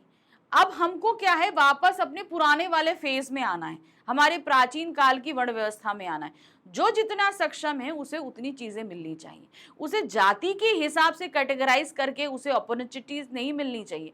आप जितना केपेबल हो आपको उतनी अपॉर्चुनिटीज मिलेगी, सिंपल सी, आपको उतने मौके मिलेंगे कि आप काम करो, ठीक है। प्रश्न संख्या 11 है, स्कूल से वापसी के समय रेणु लेखिका की छोटी बहन उन्हें लेने गाड़ी में बैठने से इनकार कर देती है, क्योंकि वह उसे सामंतशाही का प्रतीक मानती थी। क्या आप रेणु से सहमत हैं? अब सबसे पहले आपको समझना है कि ये सामंतशाही क्या होता है, तब आप इस चीज को सही तरीके से समझ पाओ। वैसे मैं अपने कई वीडियोस में इस चीज के बारे में एक्सप्लेन कर चुकी हूँ, तब भी आपको बताती हूँ सामंत क्या होते हैं। सामंतशाही एक अलग चीज होती है, सामंत समझिए क्या होता है। पहले हमारे यहाँ जो राज्य व्यवस्था बटी थी वो राजाओं में और उनकी टेरिटरीज में बटी हुई थी, ठीक है। राजा है, अब एक राजा का जो भी क्षेत्र होता था उसमें कभी कभी 500 1000 गांव आए करते थे। अब इस तरीके से क्या होता था, जब इतनी ज्यादा पॉपुलेशन में लोग, जब इतने सारे गांव आएंगे तो राजा हर जगह तो जा नहीं सकता था। राजा हर जगह जाकर देख सकता था? नहीं देख सकता था। तो वो अपने कुछ सामंतों को नियुक्त करता था, कुछ लोगों को नियुक्त करता था। और जैसे मान लीजिए 500 गांव हैं, तो एक सामंत को उसने 50 गांव दे दिए, ठीक है, या 100 दे दिए। इस तरीके से वो कई सामंत नियुक्त करता था। मान लीजिए एक सामंत को 50 गांव दिए, तो वो सामंत, वो व्यक्ति जो होता था क्या करता था, उस जगह के पूरा कर का कलेक्शन, वहाँ के लड़ाई झगड़ों का, वहाँ के गांवों की सुचारू व्यवस्था, वहाँ पर आने जाने का रास्ता बनाना, परिवहन परिवहन की व्यवस्था करना, कुओं की व्यवस्था करना, अगर सूखा पड़ जाए तो लोगों की मदद करना, और अगर लगान को लेना, ये सारी चीजें जो हैं राजा उसको अधिकार दे दिया करता था कि तुम्हें यहाँ से करना है। फिर वहां से जो कलेक्शन होता था वो सामंत राजा तक पहुंचाया करता था। तो एक तरीके से वो जो सामंत होता था वो उन 50 गांवों का राजा की तरह ही हो जाता था। अब इन सामंत लोगों के अंदर भी क्या होता था, अब चूंकि इनके अंदर 50 गांव हैं, वो लोग, अब वो 50 गांव पे राज कर रहे हैं, तो इनका रहन सहन खान पीन सब कुछ एक राजा की तरह ही होता था, ठीक है। और इनका मान सम्मान भी वो गांव वाले इसी तरीके से किया करते थे जैसे राजा के साथ होता था। तो एक तरीके से इनके अंदर भी राज करने की जो एक टेंडेंसी होती है, और अगर भाई सामंत अच्छा है तब तो वो 50 गांव अच्छा सरवाइव करेंगे, और अगर मान लीजिए वो सामंत क्रूर हुआ तो वहां की जनता उससे परेशान है। सिंपल सी एक चीज होती थी, अच्छा है तो वो 50 गांव डेवलप करेंगे, और अगर वो सामंत अच्छा नहीं है, क्रूर है, तो वो 50 गांव जो है वो स्ट्रगल करते थे अपनी लाइफ के लिए, उसके अत्याचार को सहने के लिए मजबूर हो जाया करते थे। तो सामंत वो हुआ करते थे तो राजा के ही नुमाइंदे होते थे, मगर उनका रहन सहन सब कुछ एक राजा की तरह होता था। तो उनके अंदर भी वो राजशाही वाली जो प्रवृत्ति होती थी वो होती थी। तो अब उनके रहने के तरीके को बोलते थे सामंतशाही, ठीक है, समझ गए सामंतशाही। अब क्या हुआ, तो इनकी बहन जो रेणु थी उन्हें इस तरह की सामंतशाही व्यवस्था पसंद नहीं थी। क्यों? क्योंकि अंग्रेज भी कहीं ना कहीं इसी सामंतशाही प्रवृत्ति को फॉलो करते थे। अब एक कार जो है वो इस चीज का इंडिकेशन है कि ये हमारे देश की नहीं है, ये दूसरे देश की है, और ये उन लोगों द्वारा इस्तेमाल होती है जो बहुत संपन्न है और जो अमीर होते हुए गरीबों पर अत्याचार करते हैं।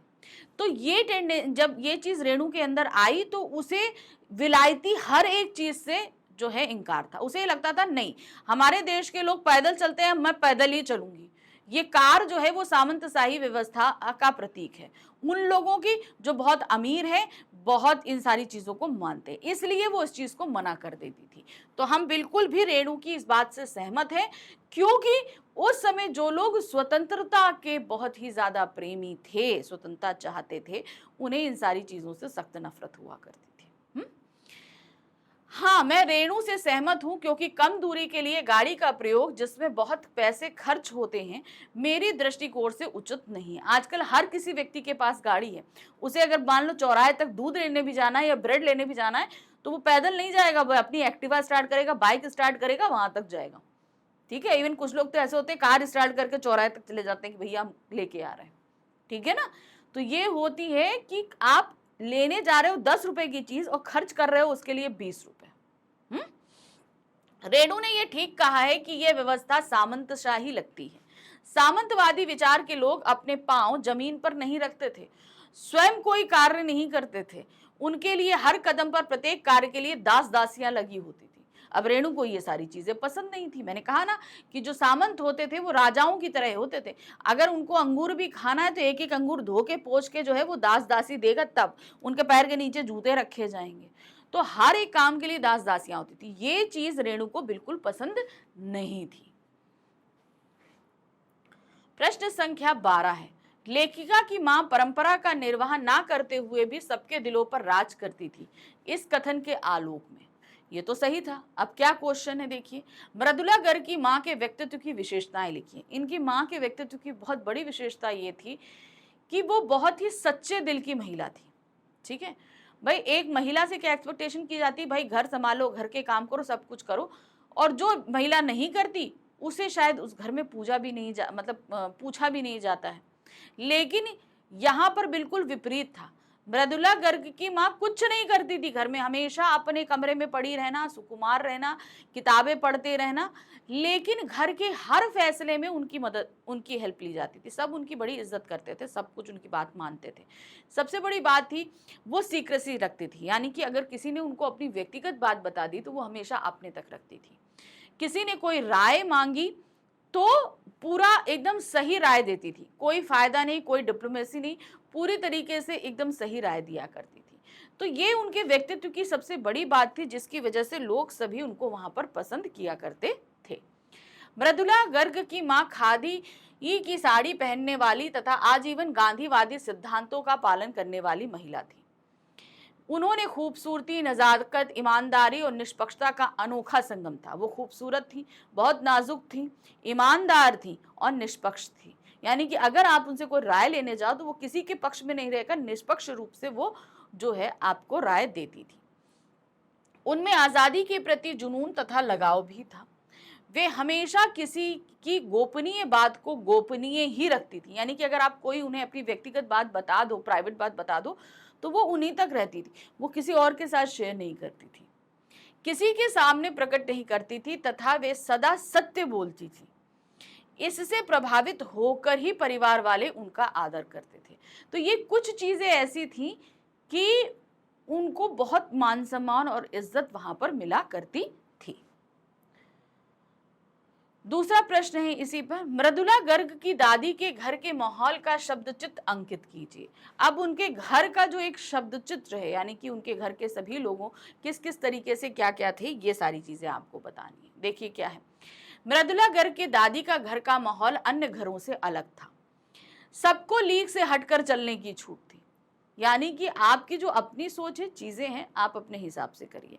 चाहे दादी ने लीक से हटकर काम किया था, माँ भी लीक से हटकर काम कर रही थी। जो लड़कियां जो जितनी भी थी, जितनी मृदुला घर की जो बहनें और मृदुला, वो भी अपने अपने हिसाब से काम करती थी। वहां लड़के लड़कियों में कोई भेद नहीं किया जाता था। खुद दादी ने अपनी पतोहू के गर्भवती होने पर बेटी पैदा होने की कामना की थी कि भाई नहीं बेटा नहीं, बेटी चाहिए। घर में स्त्रियों को आदर सम्मान दिया जाता था। खुद लेखिका की मां को परिवार भर के लोग मानते थे। परिवार का वातावरण धार्मिक था। दादी नियमित रूप से मंदिर जाया करती थी। उनके परिवार में साहित्यिक माहौल भी था, साहित्य को पढ़ने लिखने का जो था। लेखिका की मां पुस्तकें पढ़ना, साहित्य पढ़ना, चर्चा करना, संगीत सुनने आदि में अपना अधिकतर समय बिताया करती थी। तो ये उनके घर का माहौल था, जहां पर सब एक होकर रहते थे, लेकिन सबको जो है अपने हिसाब से जीने और अपने हिसाब से काम करने की स्वतंत्रता थी। प्रश्न संख्या 13 है, क्या दिया गया है, डराने, धमकाने, उपदेश देने या दबाव डालने की जगह सहजता से किसी को भी सही राह पर लाया जा सकता है। मेरे संग औरतें पाठ के आधार पर तर्क सहित उत्तर दीजिए। क्या होता है, कोई व्यक्ति अगर गलत कर रहा है, कोई भी गलत कर रहा है, तो उसको हम मारेंगे, पीटेंगे, डराएंगे, धमकाएंगे, बहुत तरीके से दंड देकर उसे सही तरीके पर लाने की कोशिश करेंगे। लेकिन ये जो पाठ है मेरे संग की औरतें, इसमें एक उदाहरण ऐसा उपलब्ध है जहां पर सही ढंग से लाने के लिए बहुत ही प्यारे तरीके को अपनाया गया। वो थी उनकी दादी द्वारा किया गया चोर के साथ व्यवहार। कि एक चोर जो चोरी करने की नीयत से घर में आया था, दादी ने उसे बड़े ही अच्छे ढंग से बहलाया फुसलाया, कहा कि जाओ बेटा पानी लेकर आओ। पानी लेकर आया तो पहले तो पानी पी लिया और फिर अपने आधे जूठे पानी को उस चोर को पिला दिया और फिर उसके साथ माँ बेटे का रिश्ता बना लिया। फिर उसे समझाया कि भाई बेटा या तो तुम चोरी कर लो या खेती कर लो, अब ये तुम पे डिपेंड है। तो दादी ने यहाँ देखो ना, उस चोर के साथ कोई बुरा व्यवहार किया, ना करवाया, ना उसे डराया, ना धमकाया, ना डांटा, ना मारा, ना पीटा, कुछ नहीं किया, और बहुत ही सरल तरीके से उसकी चोरी छुड़वा के उसे खेती के काम में लगा दिया, है ना। तो ये पाठ में बहुत अच्छी तरीके दिया गया है और ये एक एज एग्जाम्पल दिया गया है कि किसी को सही राह पर लाना है तो समझाना बहुत बेस्ट होता है, प्यार से समझाना बहुत बेस्ट होता है, वो व्यक्ति मान सकता है। ठीक है। प्रश्नोक्त कथन बिल्कुल सत्य है। डराने, धमकाने, उपदेश देने या दबाव डालने की जगह सहजता से किसी को जल्दी राह पर लाया जा सकता है। अगर हम किसी को जल्दी राह पर लाने हैं तो ये सारी चीजें हम आसानी से कर सकते हैं। मेरे संग की औरतें पाठ में वर्णित एक घटना के अनुसार एक चोर हवेली की दीवार काटकर घुस गया, जो मैंने आपको भी बताया था। उसी कमरे में माँ जी सोई हुई थी। आहट सुनकर उनकी आंख खुल गई। उन्होंने पूछा, कौन? जवाब मिला, चोर। माँ जी ने उसे पानी लाने का आदेश दिया। चोर पानी लेकर आया कि पहरेदार द्वारा पकड़ लिया गया और उसके सामने लाया गया। किनके सामने? दादी के सामने लाया। माँ जी ने लोटे का आधा पानी पीकर आधा उसे पिला दिया और कहा, आज से हम एक लोटे का पानी पीकर माँ बेटे हुए। अब तू चाहे चोरी कर या खेती। चोर ने चोरी करना छोड़कर खेती का काम शुरू कर दिया और आजीवन चोरी नहीं की। इस घटना में माँ जी यदि प्यार की जगह मारपीट करती तो चोर नहीं सुधरता। बात सही है, मारपीट होती, भाई कहते ना जिसको मार का डर हो वो एक पर को ये सारी चीजें छोड़ देगा, लेकिन बहुत सारे लोगों की नेचर अलग होता है। तुम मेरे को डांटोगे, धमकाओगे तो मैं दूसरी तरीके से अब वो कर लूंगा। ठीक है ना। तो यहाँ पर उन्होंने वो तरीका अपनाया जो 100% फुल प्रूफ होता है। ठीक है। तो वो चीज उन्होंने अपनाई और जो है वो चोर मान गया और उसने जो है वो चोरी छोड़ दी। ठीक।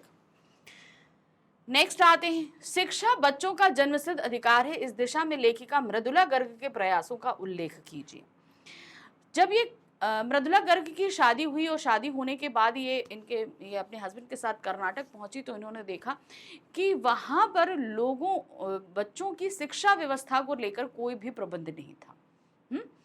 अब उस समय मिशनरी स्कूल्स का बहुत ज़्यादा प्रचलन था, तो उन्होंने भाई मिशनरी स्कूल्स बहुत चर्च वगैरह में जाकर फादर से बहुत रिक्वेस्ट करी कि भाई एक मिशनरी स्कूल यहाँ पे भी खोल दिया जाए, पर नहीं खोल पाया।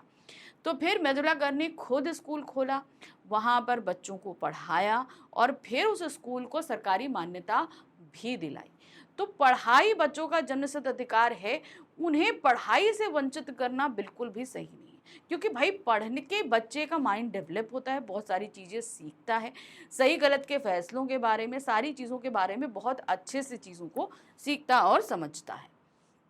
शिक्षा बच्चों का जन्मसिद्ध अधिकार है, ये बात लेखिका मृदुला गर्ग को अपने पारिवारिक वातावरण से पता चल चुकी थी, क्योंकि उनके घर में सभी लोग बहुत पढ़े लिखे थे, है ना। अब उनके नाना की बात करें, कैम्ब्रिज विश्वविद्यालय से पढ़े हुए थे। नानी उनकी ज़रूर अनपढ़ थी, मगर उनके फैसले इतने अच्छे थे। उनके घर में उनकी माँ पढ़ी थी, पिताजी पढ़े थे, सारे भाई बहन पढ़े थे। तो पढ़ाई कितनी इम्पोर्टेंट है ये चीज़ वो अपने पारिवारिक माहौल से अच्छी तरह जानती थी। उनकी 5 बहनों ने अपनी इच्छानुसार पढ़ाई की। लेखिका मृदुला गर्ग को अपने बच्चों की शिक्षा के लिए कर्नाटक के बागलकोट में रहना पड़ा। ठीक, कहाँ रहना रहा? बागलकोट में रहना पड़ा। उनके बच्चों की शिक्षा हेतु उचित प्रबंध नहीं था। उन्होंने वहां के कैथोलिक बिशप से प्राइमरी स्कूल खोलने का अनुरोध किया। उन्होंने कहा कि भाई एक छोटे बच्चों का स्कूल ही खोल दीजिए। वहां ईसाइयों की कम जनसंख्या होने का हवाला देकर बिशप इसके लिए तैयार नहीं हुए। अब देखिए क्या उस समय हमने बताया ना, मिशन स्कूल्स बहुत हुआ कर, मतलब मेन यही था। तो उन्होंने कहा कि भाई यहाँ ईसाइयों की संख्या इतनी नहीं है कि एक स्कूल खोला जा सके, तो उन्होंने मना कर दिया। फिर लेखिका ने हार नहीं मानी। उन्होंने वहाँ के स्थानीय लोगों का तथा समृद्ध लोगों की मदद से एक प्राइमरी स्कूल खोला। तो वहाँ के जो स्थानीय लोग हैं उनसे, और जो वहाँ के समृद्ध मतलब जो है जिनके पास धन दौलत अमीर लोग थे, भाई स्कूल खोलने के लिए पैसा भी चाहिए होता है, तो उनसे मदद मांगी। उन्होंने मदद करी, जिससे उन्होंने स्कूल खोला, जिसमें अंग्रेजी, हिंदी, कन्नड़ 3 भाषाएं पढ़ाई जाती थी। अंग्रेजी चूँकि भाई लोग सीख रहे थे, प्रभावित थे, हिंदी हमारी राजभाषा थी और कन्नड़ वहाँ की स्थानीय भाषा थी, तो ये 3 भाषाएं वहाँ सिखाई जाती थी। लेखिका ने इसे सरकार से मान्यता भी दिलवाई, जिससे स्थानीय बच्चों को शिक्षा के लिए दूर नहीं जाना पड़े। अब भाई अक्सर क्या होता था, जब वहाँ पर कोई स्थानीय स्कूल नहीं होता था तो बच्चों को दूर जाना पड़ता था। तो बहुत सारे पेरेंट्स कहते थे अरे बच्चे इतने दूर जाएंगे, ऐसा सब चीज़ें हैं, तो वो बच्चों को पढ़ने ही नहीं भेजते थे, तो बच्चे अनपढ़ रहने का डर रहता था। तो अब क्या है, उसी क्षेत्र में स्कूल खुल जाने से बच्चों को पढ़ने के लिए दूर नहीं जाना पड़ता था। प्रश्न संख्या 15 है, सच अकेलेपन का मजा ही कुछ है। इस कथन के आधार पर लेखिका की बहन एवं लेखिका के व्यक्तित्व के बारे में अपने विचार बताइए। अभी इसी पर हम दूसरा वो देख चुके हैं ना, एक पूछा था उन्होंने कि इसका क्या आश्रय है। अब उन्होंने यहाँ पर इनकी लेखिका की बहन और लेखिका की विचारधाराओं के बारे में पूछा गया है। तो यहाँ क्या कह रहे हैं, प्रश्नोक्त कथन लेखिका के स्वतंत्र विचारों का परिचायक है, जिसमें वे खुद पसंद करती हैं। वास्तव में अकेलेपन में व्यक्ति स्वतंत्र होता है तथा उसे कहीं आने जाने किसी अन्य कार्य के लिए दूसरे पर निर्भर नहीं रहना पड़ता। सिंपल सी बात है, अगर हम सेल्फ डिपेंडेंट है तो हमें दूसरे का मुंह उन सारी चीजों के लिए नहीं देखना पड़ता है। लेखिका की बहन रेणु दृढ़ निश्चयी थी, यानी कि उन्होंने जो चीज ठान ली वो चीज ठान ली। वह जिस काम को सोचती थी उसे करके रहती थी। इसमें उनकी जिद कम, दृढ़ निश्चय अधिक झलकता था। एक बार वह बारिश में 2 मील स्कूल पैदल जाने की जिद पर अड़ी। सब कहते रहे कि स्कूल बंद होगा, पर वह ना मानी। बारिश में गई, स्कूल बंद देखा, वापस आ गई। इस तरह वह मंजिल की ओर अकेले बढ़ने की दिशा उत्सुक रखती थी। कहने का मतलब क्या है, अब देखिए यहाँ पर आपको ये तो पता चल गया लेखिका की क्या सोच थी। लेखिका की ये सोच थी कि जब हम स्वतंत्र होते हैं, हम सेल्फ डिपेंडेंट होते हैं, हम किसी के ऊपर डिपेंडेंट नहीं होते, अपने आप करने में सब कुछ सक्षम होते हैं, तो हमें बहुत सारे कामों के लिए दूसरों का मुंह नहीं देखना पड़ता, हम अपने आप काम कर सकते हैं। ठीक है, तो ये तो लेखिका की सोच थी। लेकिन यहाँ पर उन्होंने अपनी बहन रेणु की एक सोच के बारे में बताया। एक बार ऐसा हुआ कि बहुत बारिश हुई, सड़कों में पानी भरा था, सब कुछ था। तो इनको लेने के लिए स्कूल की बस आया करती थी, स्कूल की बस नहीं आई। तो उन्होंने कहा कि भाई, सब जाहिर सी बात है, इतना पानी बरसा है तो स्कूल बंद हो जाएगा। सबने कहा कि भाई स्कूल बंद होगा। रेणु नहीं मानी, कहती बस नहीं आई है, मैं स्कूल तक जाऊंगी। वो अकेले वहां तक गई, स्कूल तक 2 मील पैदल चल के गई, वहां तक स्कूल बंद देखा, वहां से फिर 2 मील चल के आई। तो वो एक अकेलापन, वो स्वतंत्रता उनके लिए बहुत मायने रखती थी, क्योंकि उन्होंने इस चीज़ का निश्चय, अब वो चाहती कि वो कहती कि नहीं गाड़ी निकालो मुझे वहाँ तक छोड़ के, और नहीं मैं पैदल जाऊंगी। अब वो अकेले जाने में उनको जो मज़ा था, उस पानी में जाना आना, अपने ऊपर एक कॉन्फिडेंस डेवलप करता। जब हम अकेले कोई काम करते ना तो हमारे अंदर वो हिम्मत बढ़ती है, वो कॉन्फिडेंस आता है। वो कॉन्फिडेंस लेखिका के मतलब रेणु जी के अंदर थी। तो ये उनकी जिद नहीं थी, ये उनका दृढ़ संकल्प था कि मैं ये काम कर सकती हूँ और मैं करके दिखाऊंगी, ये चीज थी। लेखिका द्वारा जीवन की राह पर अकेले चलते हुए डालमिया नगर में स्त्री पुरुषों का नाटक खेलकर सामाजिक कार्य हेतु धन एकत्र करना तथा कर्नाटक में अथक प्रयास से अंग्रेजी, कन्नड़, हिंदी 3 भाषाएं पढ़ाने वाला स्कूल खोलकर उसे मान्यता दिलाना उनके व्यक्तित्व की ओर संकेत करता है। तो देखिए, रेणु का व्यक्तित्व जो हमें झलक गया है उसमें। दूसरा, उनकी हमने एक और चीज देखी थी कि वो सामंतशाही प्रवृत्ति को बिल्कुल यकीन नहीं करती थी। गाड़ी जाती थी वो ले आती नहीं थी, पैदल चल के आती थी। अब अगर हम लेखिका की बात करें तो उन्होंने डालमिया नगर में उस समय जो है, उस समय जब ये स्टेज प्ले होते थे ना, तो लड़कों को ही लड़कियां बना दिया जाता था और इस तरीके के प्लेस होते थे। लड़कियां प्ले नहीं करती थी, लेकिन उन्होंने प्ले किया डालमिया नगर में। वो अकेले काम कर सकती थी, ये चीज उन्होंने साबित करी।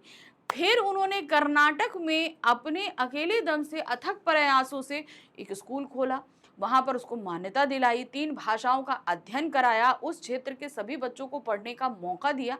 तो ये भी उनके व्यक्तित्व को झलकाता है कि नहीं, हम किसी के ऊपर डिपेंड नहीं रहेंगे। हम अगर दृढ़ संकल्पी हैं तो कोई भी काम हम अपने आप कर सकते हैं। अगर आप हमेशा किसी पर डिपेंड रहोगे तो चीजें करना आपके लिए मुश्किल हो जाता है।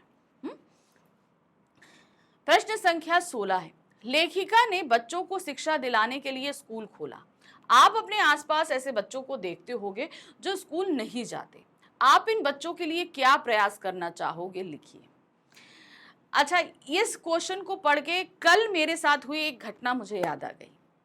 एक्चुअली शाम को के समय हम चाय पी रहे थे, तो एक छोटा सा बच्चा मेरे घर के दरवाजे पे आया। वो हमारे यहाँ अगल बगल में दूध बांटने वालों का बच्चा था, तो हम लोग जानते थे। वो आया, हमने दरवाज़ा खोला, उसने एक टॉफ़ी का पैकेट मेरे आगे आगे किया। आज हमारा बर्थडे है, तो मैंने उसमें से एक टॉफ़ी लिया और उसे हैप्पी बर्थडे कहा। साथ में मैंने उससे पूछा कि तुम किस क्लास में पढ़ते हो, तो उसने मुझसे बोला कि मैं स्कूल नहीं जाता। ठीक है। अब चूंकि उनके घर की कंडीशन बहुत ही डाउन है, तो ये चीज़ थोड़ी सी मतलब लगा कि ये स्कूल वहाँ पे एक मतलब गरीब बच्चों का स्कूल भी था, तो वो वहाँ पे जा सकता था, मतलब वहाँ पर थोड़ा गवर्नमेंट सब्सिडी वगैरह मिलती है तो बच्चों की फ़ीस कम हो जाती है। तो ये चीज़ मुझे अच्छी नहीं लगी कि बच्चा इतना टैलेंटेड है, वो मतलब वो बहुत शार्प माइंडेड है वो छोटा सा बच्चा, तो मुझे लगा कि उसे पढ़ना चाहिए। तो मुझे अच्छा नहीं लगा, तो फिर मैंने उसे एज़ अ गिफ्ट जानते हो क्या दिया? मेरे पास बुक रखी थी, पेंसिल इरेज़र का जो पैकेट आता है ना, वो पैकेट पूरा मेरे पास रखा था, कुछ कलर्स थे, ये सारी चीज़ें मैंने उसको उठाकर और कुछ टॉफ़ीज़ वग़ैरह, चॉकलेट वग़ैरह उसको दे दी। फिर मैंने उससे ये चीज़ बोला, मैंने कहा बेटा पढ़ना ज़रूर, ठीक है? मैंने कहा उसको उसको मैंने ये चीज़ बोली कि बेटा स्कूल ज़रूर जाना। ये बात कल शाम की थी। आज सुबह उसके पिताजी हमारे बगल वाले के यहाँ, अंकल के यहाँ, हमारे यहाँ दूध देने के लिए आते थे।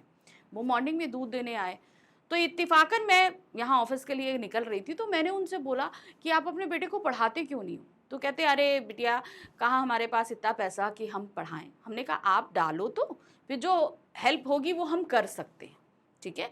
अगर आपको जो भी ज़रूरत होगी ड्रेस के लिए, कॉपी बुक्स के लिए या जो भी है, वो हम आपको हेल्प कर देंगे। तो ये एक चीज़ होती है, अगर आप अपने आसपास ऐसी कुछ चीज़ें देख रहे हो कि आप उनको मदद कर सकते हो, तो आपको करनी चाहिए। और लिटरली एक चीज़ मैं कहूँ, सिर्फ कहने की बात नहीं है, मेरे को दिल से बड़ा अच्छा लगा कि हाँ, मैं किसी की मदद कर पा रही। तो ये क्वेश्चन पढ़ के मुझे वो इंसिडेंट याद आ गया। तो देखिए क्या है, यहाँ पर अब आप इन बच्चों के प्रयास में क्या करना चाहोगे? तो मैंने जो किया वो तो मैंने आपको बताया। आप जो कर सकते हो वो आप इसके आंसर में लिखना। देखते हैं कैसे लिख सकते हैं। लेखिका ने कर्नाटक के एक छोटे से कस्बे में स्कूल खोलने की प्रार्थना कैथोलिक बिशप से की, परंतु वहां क्रिश्चियन बच्चों की संख्या कम होने के कारण वे स्कूल खोलने के लिए तैयार नहीं हुए। उन्होंने कहा कि भाई हम नहीं खोल सकते हैं मिशन स्कूल। लेखिका ने वहां स्कूल खोलकर ऐसे बच्चों की शिक्षा उपलब्ध कराई। हमारे समाज में, हमारे आसपास भी ऐसे बहुत से बच्चे हैं जो विभिन्न परिस्थितियों के कारण स्कूल ना जाने के कारण स्कूल से वंचित हैं। ऐसे बच्चों को शिक्षित करने के लिए मैं क्या कर सकती हूँ, देखिए, उनके माता पिता और अभिभावकों को शिक्षा का महत्व बतलाऊंगी। ठीक है, बिल्कुल सही। ऐसे बच्चों को मैं अपने खाली समय में पढ़ाने की व्यवस्था भी करूंगी। अच्छा, ये चीज़ अगर मैं बताऊं तो मैंने कई बच्चों को पढ़ाया है, ठीक है। मेरी मेड आती थी, उसके उसके बच्चों को पढ़ाया है मैंने। बहुत मतलब जो अगर किसी को नीड है तो मैं बिल्कुल पढ़ा देती हूँ। फिर है, अपने सहपाठियों से कहूँगा कि मेरे बच्चों को पढ़ाने के लिए वे भी आगे आएं। ऐसे बच्चों को अपने साथियों की मदद से पुस्तकें, कॉपियां या अन्य आवश्यक सामग्री उपलब्ध कराने का प्रयास करूंगा। समाज के धनी वर्ग से अनुरोध करूंगा कि ऐसे बच्चों की शिक्षा का खर्च उठाने के लिए आगे आए और उनका भविष्य संवारने का प्रयास करें। भाई अगर जैसे मेरा मेरा एक बच्चा है, ठीक है, मैं उसको पढ़ा सकती हूँ, तो अगर मेरा एक और होता तो मैं उसको भी पढ़ाती। तो ऐसे में मैं किसी दूसरे बच्चे की पढ़ाई का भार उठा सकती हूँ, तो उसको उठा लूंगी। तो ऐसे हम लोगों को मोटिवेट कर सकते हैं उन बच्चों की मदद के लिए। प्रश्न संख्या 17 है, लेखिका की परदादी के कार्य व्यवहार से आपको किन जीवन मूल्यों को अपनाने की प्रेरणा मिलती है? मेरे संघ की औरतें पाठ के आलोक में बताइए। तो इनका जो कार्य व्यवहार, एक सबसे बड़ा कार्य व्यवहार वो था कि उनके पास 2 साड़ियां होती थी, वो एक साड़ी दान दे देती थी। तो यहाँ पर जीवन के लिए जितने उपभोग की ज़रूरत है, जो चीज़ हमें जितनी ज़रूरत है, हमें उतना लेना चाहिए, और अगर हमारे पास एक्स्ट्रा है तो उसे किसी दूसरे ज़रूरतमंद लोगों को दे देना चाहिए। तो इससे उन जिन लोगों के पास कुछ भी नहीं है उनकी मदद हो जाती है। ठीक है, ये एक बहुत ही भाव ऊपर उभर कर आता है। और भी सारी चीज़ें देखिए, लेखिका की परदादी भी उनकी नानी और माँ के समान लीक से कार्य करने वाली थी। लीक के मतलब जो उनका लीक है उससे हटकर काम करने वाली थी। वे अपने कार्य व्यवहार से पाठ में वर्णित स्त्रियों में अलग स्थान बनाती है। उनके कार्य व्यवहार से हमें निम्नलिखित जीवन मूल्यों को अपनाने की प्रेरणा मिलती है। पहली चीज है, पर्दा नशी की अपग्रही की आदत से दूसरों की मदद की प्रेरणा, यानी कि पर्दा नशी होते हुए भी दूसरों की मदद करना। उनके कार्य व्यवहार से दूसरों के प्रति सहृदय और संवेदनशील बनने की प्रेरणा मिलती है। उनके कार्य को देखकर हमें लगता है कि दूसरों के प्रति उदारता रखनी चाहिए, संवेदनशीलता रखनी चाहिए। गैर रवायती मन्नत मांगने के कार्य में लड़कियों को समान अवसर देने की प्रेरणा। जो एक रवायत चल रही है, एक ट्रेंड चल रहा है, उस ट्रेंड से हटकर वो चीज मांगना जो लड़कियों के वर्चस्व के लिए, लड़कियों के अस्तित्व के लिए बहुत जरूरी है, वो चीज उन्होंने करी। राह से भटके लोगों के साथ उदारता पूर्वक और मानवीयता भरा व्यवहार करके उन्हें सुधारने का अवसर करना। वो जो चोर वाला इंसिडेंट हुआ ना, कि चोर को उसके चोरी छुड़वाकर खेती में लगा दिया, कि आप ऐसे काम करो कि जिससे आप किसी के लिए भला कर सकते हो। तो उस चोर से चोरी, गलत काम छुड़वा के उसे खेती करवाने के काम में लगवा दिया। किसी को दंड देकर प्रभावित करने की कोशिश करने के स्थान पर स्नेहपूर्वक व्यवहार द्वारा अपना बना लेने की प्रेरणा। उस चोर को भी अपना बेटा उन्होंने बना लिया अपने स्नेह के चलते। तो उनका जो व्यवहार था वो काफी प्रेरणादायक है। चाहे वो साड़ी दान कर देने वाली बात हो, चाहे वो मन्नत मांगने वाली बात हो, चाहे चोर को अपना बेटा बनाकर उसकी चोरी छुड़वाने की बात हो, तो कहीं ना कहीं उनका व्यक्तित्व तो बहुत प्रेरणादायी है। बहुत सारी चीजें हमें उनसे सीखने को मिलती हैं। प्रश्न संख्या 18 है, चोर से कहाँ गलती हुई कि सारा अनुमान लगाकर घुसने पर भी वह पकड़ा गया? मेरे संग की औरतें पाठ के आधार पर बताइए। अब भाई कैसे बताएं कि भाई क्या हुआ था? अब जो पाठ में वर्णित है अगर उसके अनुसार हम देखें तो क्या हुआ था कि थोड़ी सी उससे आवाज हो गई थी, है ना, यही हुआ था। चलिए देखते हैं क्या है। किसी शादी के सिलसिले में घर के पुरुष दूसरे गांव गए हुए थे, ये तो अभी हमने आपको बताया, और औरतें रत जगा कर रही थी। अब आदमी नहीं थे तो सब औरतें अपनी मस्ती में, भाई हम भी एंजॉय करेंगे, तो उन्होंने भी रत जगा करना चाहा। नाच गाना जारी था, ढोलक की थाप गूंज रही थी। इसी बीच चोर ने उस कमरे का अनुमान लगाया होगा। उन्होंने सोचा कि भाई इस जगह शोर हो रहा है तो हम वहां चलते हैं जहां पर सन्नाटा होगा, और दीवार काटकर कमरे में घुस गया। इधर शादी में नाच गाने के शोर से बचने के लिए माँ जी अपना कमरा छोड़कर दूसरे कमरे में सो गई। अब भाई उधर जो है रत जगह चल रहा था, तो रत जगह के चलते वहां शोर था, तो ना उन्होंने बोला कि भाई इतने शोर में वहां मैं कहाँ सोऊंगी, तो वो अपना कमरा छोड़ के दूसरे कमरे में आकर सो गई। इसी कमरे को खाली समझकर चोर घुस गया। उसके कदमों की आहट होते ही दादी की नींद खुल गई। अब जो बुजुर्ग लोग होते हैं ना, इनकी नींद बहुत कच्ची होती है, सही में लिटरली मेरे घर में ना, मैं जानती हूँ उनकी नींद बहुत कच्ची होती है।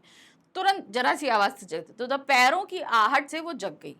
इस तरह तमाम अनुमान लगाकर घुसने के बाद भी चोर पकड़ा गया। तो चोर का अनुमान सिर्फ ये था कि भाई उन्हें उससे ये लग रहा था कि घर में पुरुष नहीं है, उन्होंने कहा आसानी से घुस जाएंगे।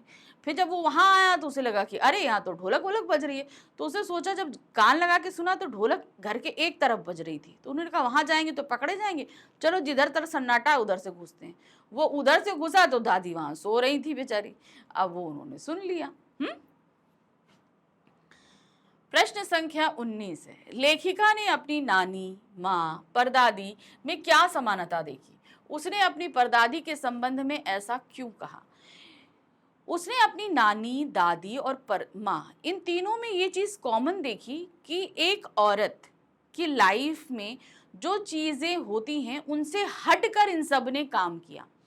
जैसे अगर हम दादी नानी की बात करें तो नानी अनपढ़ थी, ठीक है, पर्दा करती थी, पराए मर्द के सामने नहीं आती थी, लेकिन जब देश की बात आई, बेटी की बात आई, तो उन्होंने वो सारी चीजें छोड़कर अलग हटकर आई, वो लीक पे आई। दादी की बात करें तो दादी ने ये देखा कि भाई क्या कहते हैं, उस समय सभी लोग पुरुषों की बात करते थे, लड़का हो जाए लड़का हो जाए, पितृसत्तात्मक सत्ता थी, लेकिन उस सत्तात्मक सत्ता में लड़कियों को ज्यादा महत्व नहीं दिया जाता था। लेकिन दादी की सोच इससे अलग हटके थी, इसलिए उन्होंने सबसे हटकर जो काम किया वो था अपनी बहू पतोहू के लिए पहली बच्चे के तौर पर लड़की की मांग करना। माँ की बात आ जाए अगर, तो किसी भी घर की अगर स्त्री होती है या बहू होती है तो उसे ये उम्मीद करी जाती है कि भाई वो घर देखे, घर संभाले, घर की सब लोगों की क्या कहते हैं इच्छा अनिच्छा का ध्यान रखे, उनकी पसंद के हिसाब से सारा काम करे। लेकिन माँ इससे अलग थी। माँ क्या थी?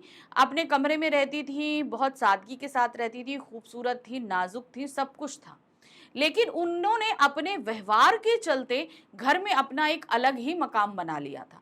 वो घर का कोई काम नहीं करती, बच्चों की देखभाल तक की जिम्मेदारी उनके ऊपर नहीं थी, लेकिन उसके बावजूद लोग उसे पसंद करते थे। क्यों? क्योंकि उनका व्यवहार बाकी सबसे हटकर था। तो इन सब में ये समानता थी, ये लीक से हटकर काम करने वालों में से थी।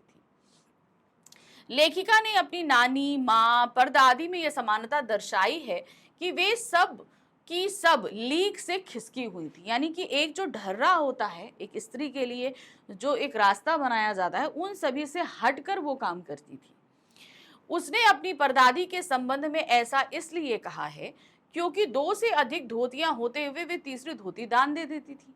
इसके अलावा उन्होंने अपनी पतोहू यानी लेखिका की मां के गर्भवती होने पर उन्हें मंदिर जाकर गैर रवायती यह मन्नत मांगी कि उनकी पहली औलाद लड़की हो, पहली संतान लड़की हो। यह मन्नत उन्होंने कई बार मांगी, जबकि सब लोग पहली संतान लड़का होने की मन्नत मांगते थे। तो ये आप क्या देख रहे हैं समानता, कि भाई ये सभी जो हैं वो लीक से हटकर चीजों को करने और सोचने में यकीन रखती थी। यही उनमें सभ्य समानता थी। प्रश्न संख्या 20 है, लेखिका को अपनी मां और अनपरंपरागत माताओं में क्या अंतर नजर आता था? अब अगर आप अपनी माँ के बारे में, ठीक है, चलो अनपरंपरागत माताओं छोड़ दो, हम लेखिका की माँ और आपकी मम्मी के बीच में देखते हैं चीजों को। ठीक है, आपके लिए आपकी मम्मी क्या है, सुबह उठ के आपके लिए बढ़िया ब्रेकफास्ट बनाती हैं, लंच बनाती हैं, आपकी हर एक ज़रूरत, आपका कमरा, आपका जो है कपड़े, इन सभी का ध्यान रखती हैं। आपकी पढ़ाई में भी मदद करती हैं, आपकी तबीयत खराब हो तो आपकी देखभाल करती है। ये एक परंपरागत माँ का कार्य होता है। ठीक है, सभी माँओं का काम होता है। लेकिन लेखिका की माँ क्या थी, वो इस तरीके से कभी बच्चों की देखभाल नहीं करती थी। बच्चों के लिए खाना बनाना, टिफिन बनाना, बीमार में देखभाल करना, कुछ नहीं करती थी। तो ये एक बहुत बड़ा अंतर उन्होंने अपनी माँ में पाया। लेखिका को अपनी माँ, परंपरागत माताओं में यह अंतर नजर आया कि परंपरागत माएँ अपनी संतान का हर काम अपने हाथों से करती थी। ठीक है, हर माँ करती है। ठीक है, आपकी मम्मी भी करती है, मेरी मम्मी भी करती थी, एज अ मदर मैं भी करती हूँ। उनकी ज़रूरतों का ध्यान रखती है और उनके लिए सारा समय भी निकालती हैं। भाई बच्चों को बहुत सारी बातें भी करनी होती हैं तो उसके लिए भी समय चाहिए। परंतु लेखिका की माँ ने अपने बच्चों को कभी लाड़ प्यार नहीं किया। एक माँ जिस हिसाब से अपने बच्चों को प्यार करती है वो उन्होंने नहीं किया। ना उनके लिए खाना बनाया, ना अच्छी पत्नी या बहू होने की कभी सीख दी। घर के कामकाज में उनकी अरुचि थी, यानी कि घर के जो कामकाज होते हैं वो उनको बिल्कुल भी पसंद नहीं थे। वे अपना अधिकांश समय पुस्तक पढ़ने, साहित्यिक चर्चा करने में बिताती थी। यह काम भी वे बिस्तर न लेते हुए करती थी। कहने का मतलब क्या था, बिस्तर में लेटे ले, क्योंकि उनकी माँ बीमार अक्सर रहती थी, उनको बीमार रहती थी, इसलिए मोस्टली टाइम बिस्तर पे रहती थी। पुस्तकें पढ़ना या आर्गुमेंट्स वगैरह जो तर्क वितर्क करने होते थे वो सारे बिस्तर पे ही लेटे लेटे उनके ज़्यादातर होते थे। प्रश्न संख्या 21 है, लेखिका ने अपनी माँ को परिजात सी जादुई क्यों कहा है? ससुराल में उनकी क्या स्थिति थी? परिजात का फूल बहुत नाजुक होता है, बहुत खूबसूरत होता है। तो यहाँ पर उन्होंने इससे इसलिए कंपेयर किया, माँ खूबसूरत थी, बहुत नाजुक थी। ठीक है, मगर वो अब घर में बहुत सशक्त पोजीशन रखती थी। घर में किसी को भी किसी तरीका फैसला लेना हो, हमेशा जो है सलाह उनकी माँ से ली जाती थी। किसी को कोई गंभीर फैसले लेने हों तो माँ से चर्चा होती थी।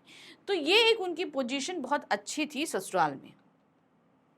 लेखिका ने अपनी माँ को परिजात सी जादुई इसलिए कहा क्योंकि उनमें खूबसूरती, नजाकत, गैर दुनियादारी, ईमानदारी, निष्पक्षता जैसे गुणों का संगम था। वो ऐसे गुण जो मोस्टली लोगों में नहीं होते हैं। ठीक, इन गुणों के कारण ससुराल में उनकी स्थिति यह थी कि उनसे कोई ठोस काम करने के लिए कोई नहीं कहता था। सॉलिड वर्क होता है ना, जैसे हम लोग घर में बहुत सारे काम ऐसे करते हैं, थोड़े मेहनत के होते हैं, वो काम करने के लिए कोई उनसे नहीं कहता था। हर काम के लिए उनकी जवानी राय जरूरी मांगी जाती थी और उनकी राय को अकाट्य समझते हुए उस पर अमल किया जाता था। हमने कहा ना, घर में किसी भी चीज पर अगर महत्वपूर्ण फैसला लेना है तो उनकी राय जरूर मांगी जाती थी। और राय मांगने के बाद क्या होता था कि भाई ठीक है, अब जो उन्होंने कह दिया वही होता था, उनकी बातों को कोई काटता नहीं था, क्योंकि सबको ये इस चीज का यकीन था कि जो ये तर्क, जो भी बात ये कह रही हैं, ये पूरी तरीके से निष्पक्ष है, सही है, क्योंकि उनका मतलब जो फैसला होता था वो बहुत अच्छा दूरदर्शिता को देते हुए होता था, निष्पक्ष होता था। ये एक बहुत बात होती थी। प्रश्न संख्या 22 है, लेखिका ने लिखा है कि उनकी नानी एकदम मुंहजोर हो उठी। वे कब और क्यों मुंहजोर हो उठी? जब अपनी बेटी की शादी की बात आई, है ना, जब भाई बेटी की शादी, जब उनको लगा कि भाई अब मैं मृत्यु के करीब हूं, तो उन्होंने अपनी सारी रिवायतों को छोड़ दिया। अपने पति से कहा कि आपके मित्र प्यारेलाल को बुलाइए और अपनी बेटी की शादी की जिम्मेदारी उन पर छोड़ दी कि अपने जैसे एक स्वतंत्रता संग्रामी से ही आप मेरी बेटी की शादी करिएगा। क्योंकि उस समय वो मात्र 15 वर्षीय थी, तो उन्हें लगा कि पता नहीं शादी करते करते मैं बचूं कि ना बचूं, क्या है। तो उन्होंने एक ऐसे व्यक्ति के हाथ में अपनी बेटी की जिम्मेदारी दी, तो उनको ये लगा कि नहीं, ये बिल्कुल सही टाइम है। लेखिका की नानी उस समय मुंहजोर उठी जब वे कम उम्र में यह महसूस करने लगी कि उनकी मृत्यु निकट है। क्योंकि भाई उस समय उनकी बेटी भी छोटी थी और बहुत जल्दी ही वो मृत्यु के निकट आ गई थी, और उनकी इकलौती 15 वर्षीय बेटी अभी अविवाहित है। उनके मुंहजोर होने का कारण अपने पति का आचार विचार था। मेन ये था कि जब वो देख रही थी कि उनके पति जो है वो पूरी तरीके से अंग्रेजी रहन सहन और उनकी विचारधाराओं में डूबे हैं, तो उन्हें ये डर था कहीं ऐसा ना हो कि मेरे मरने के बाद मेरे पति के ऊपर अगर मेरी बेटी की शादी की जिम्मेदारी आ गई तो वो एक ऐसे व्यक्ति से अपनी बेटी की शादी करेंगे जो अंग्रेजी शासन के, अंग्रेजी सत्ता के का गुलाम हो। तो इसलिए वो थोड़ा ज्यादा मुंहजोर हुई, क्योंकि वो इस सत्ता को पसंद नहीं करती थी। उनके उच्च शिक्षित प्रति अंग्रेजों के भक्त थे, जबकि लेखिका की नानी स्वतंत्रता प्रिय नारी थी। वे अपनी बेटी का विवाह किसी साहब से नहीं बल्कि आजादी के सिपाही से करने की पक्षधर थी। इसीलिए वह मुंहजोर होकर हुई, तो उन्होंने क्या किया, उन्होंने अपने पति के मित्र को बुलाकर अपनी बेटी की शादी की जिम्मेदारी दी थी। प्रश्न संख्या 23 है, लेखिका की नानी ने स्वतंत्रता सेनानी प्यारेलाल शर्मा से कौन सी इच्छा प्रकट की? यह इच्छा उन्होंने अपने पति से क्यों नहीं बताई? अब यहाँ पर प्यारेलाल जो थे, लेखिका की नानी, उन्होंने, प्यारेलाल कौन थे? इनके पति, नानी यानी नाना के मित्र थे, जो कि एक स्वतंत्रता संग्रामी थे। अब नानी को जब ये लगा कि भाई वो मृत्यु के निकट हैं, तो उनको ये लगा कि अगर मैंने मरने के बाद मेरी बेटी की शादी की जिम्मेदारी आई तो मेरे पति जैसे अंग्रेजी प्रभाव में हैं, तो वो अपनी बेटी के लिए पति भी वैसा ही ढूंढेंगे जो अंग्रेजी शासन का गुलाम हो। तो उनको इस चीज़ का डर लगा, तो उन्होंने फिर उनके मित्र प्यारेलाल को बुलवाया और जो कि एक स्वतंत्रता संग्रामी थे, उनसे कहा कि भाई अब आपको अपनी बेटी की जिम्मेदारी सौंप रही हूँ, मेरी बेटी की शादी अपने ही तरह एक स्वतंत्रता संग्रामी से करिएगा। क्योंकि ये उनके पति मतलब देश के प्रति उनकी देशभक्ति को भी व्यक्त कर रहा है और बेटी के भविष्य को लेकर भी उनकी चिंता को व्यक्त कर रहा है। लेखिका की नानी ने जब कम उम्र में ही स्वयं को मृत्यु के निकट पाया तो उन्होंने अपने पति के मित्र प्यारेलाल शर्मा को बुलवाया और कहा, आप मेरी बेटी की शादी अपने जैसे ही किसी आजादी के सिपाही से करवा दीजिए। उन्होंने यह इच्छा अपने पति को इसलिए नहीं बताई क्योंकि वे जानती थी कि अंग्रेजों के भक्त उनके पति उनकी इस इच्छा को पूरा नहीं करेंगे, क्योंकि वो अंग्रेजों के भक्त थे, अंग्रेजों की तरह रहन सहन खान पान सब कुछ उनका था। तो उन्हें पता था कि अगर मैंने ये इच्छा करी तो वो कभी भी इसको पूरा नहीं करेंगे। वे बेटी की शादी आज़ादी के सिपाही से होने को पसंद ना करते, मतलब वो पसंद नहीं करते। लेकिन ऐसा नहीं है कि उन्होंने अपनी वाइफ का विरोध किया, उन्होंने बुलाया, जो ये अपने मित्र को बुलाने का काम भी उनकी वाइफ ने उन्हीं को दिया था। तो प्यारेलाल को बुलाने का काम भी उनके पति ने किया था, उनकी हेल्प करी, विरोध नहीं किया। लेकिन अगर उन पे ये जिम्मेदारी आती तो वो ये बिल्कुल ना करते। प्रश्न संख्या 24 है, लेखिका पहले पहल अपनी नानी के बारे में क्या जान पाई थी? अब जब लेखिका का जन्म हुआ उन्होंने कभी अपनी नानी को देखा नहीं, क्योंकि नानी का स्वर्गवास तो पहले ही हो गया था, उनकी माँ की शादी भी नहीं हुई थी तब नानी का देहावसान हो गया था। तो जब उन्होंने पहले पहल नानी के बारे में जान पाई, क्या जाना था उन्होंने? लेखिका ने पहले पहल अपनी नानी के बारे में बस इतना जान पाई थी कि उनकी नानी पारंपरिक, अनपढ़, पर्दा करने वाली महिला थी। ठीक है, ये चीज उन्होंने जाना था। उनके पति उन्हें छोड़कर वकालत की पढ़ाई करने इंग्लैंड चले गए थे। पहले शादियां बहुत छोटे छोटे में हो जाया करती थी, तो शादी हो गई, उसके बाद उनके पति कहाँ चले गए? कैम्ब्रिज चले गए थे वकालत की पढ़ाई करने। वकालत की डिग्री लेकर लौटने के बाद वो साहबों जैसी जिंदगी व्यतीत करने लगे और नानी पूरी ठेठ भारतीय। नानी पर इसका कोई अंतर नहीं पड़ा, वे अपनी मर्जी से जीती रहीं और अपनी किसी पसंद नापसंद का इजहार अपने पति के सामने कभी नहीं करती थी। मतलब वो पूरी तरीके से साहबों की तरह रहना सहना सी करते थे और इनकी नानी जो हैं वो पूरी तरीके से भारतीय संस्कृति को निभाती थी। लेकिन कभी ये नहीं करती थी अपने पति के साथ झगड़ा, तुम कैसे रहते हो, क्या करते हो, कुछ नहीं। वो अपने तरीके से रहती थी और ना ही पति इनकी लाइफ में कोई इंटरफेयर करते थे। दोनों अपने अपने तरीके से अपनी अपनी लाइफ जी रहे थे। प्रश्न संख्या 25 है, लेखिका खुद और अपनी 2 बहनों को लेखन में आने का क्या कारण मानती है? लेखिका और उनकी 2 बहनें जो हैं वो लेखन कार्य में आईं। अब इसके लिए वो कारण क्या मानती हैं? इसका काफ़ी हद तक प्रभाव उनकी नानी का माँ का भी रहा, जो लेखन और साहित्य पढ़ने और लिखने का ज़्यादा शौक रखती थी। लेखिका खुद और अपनी 2 बहनों को लेखन में आने का कारण ये मानती है कि वे अपनी नानी से कहानी नहीं सुन पाईं। भाई नानी तो बहुत पहले ही खत्म हो गई थी और उनकी माँ की शादी होने से पूर्व ही नानी की मृत्यु हो चुकी थी। शायद नानी से कहानी ना सुन पाने के कारण लेखिका और उनकी बहनों को खुद कहानियां कहनी पड़ी। इससे वे लेखिका बन गईं। हाँ, ये भी एक रीज़न सही है। दूसरी चीज़ ये है कि भाई घर में भी साहित्य का माहौल काफ़ी हद तक था। एक ये भी हम बोलेंगे, माँ को उन्होंने हमेशा पढ़ते देखा। कहानियाँ नहीं सुन पाना ये एक अलग चीज़ हो जाती है, क्योंकि माँ ने कभी भी जो है एक माँ होने के फ़र्ज़ के तहत काम नहीं किया। बच्चों को लाड प्यार देना, ये सारी चीज़ें करना उन्होंने कभी नहीं किया। तो इसके चलते जो है उन्होंने खुद अपने आप कहानियाँ कहना गढ़ना शुरू किया। इस वजह से वो एक लेखिका बन गई, ऐसा उनका मानना है। तो ये रहा हमारा ये अध्याय 2nd चैप्टर, मेरे संग की औरतें। देखिए ये वीडियोस थोड़े थोड़े लंबे जा रहे हैं। इसका रीज़न ये है कि भाई क्वेश्चंस बहुत ज़्यादा हैं और दूसरा इनमें लॉन्ग क्वेश्चंस हैं, तो इनको समझना आपके लिए ज़रूरी है। तो थोड़ा सा ध्यान देकर पेशेंस के साथ ये पूरा वीडियो देखिएगा आराम से, तो आपको काफ़ी सारी चीज़ें समझ में आएंगी। ठीक है, तो ये वीडियो यहीं ख़त्म करते हैं। अब हम मिलेंगे अपनी इसी यानी कि कृतिका बुक के अंतिम अध्याय रीढ़ की हड्डी, जहाँ पर मान्यता तोड़ती एक लड़की और है उमा, उसके बारे में जानेंगे। ठीक है, चलिए मिलते हैं फिर। Thank you for watching, bye bye.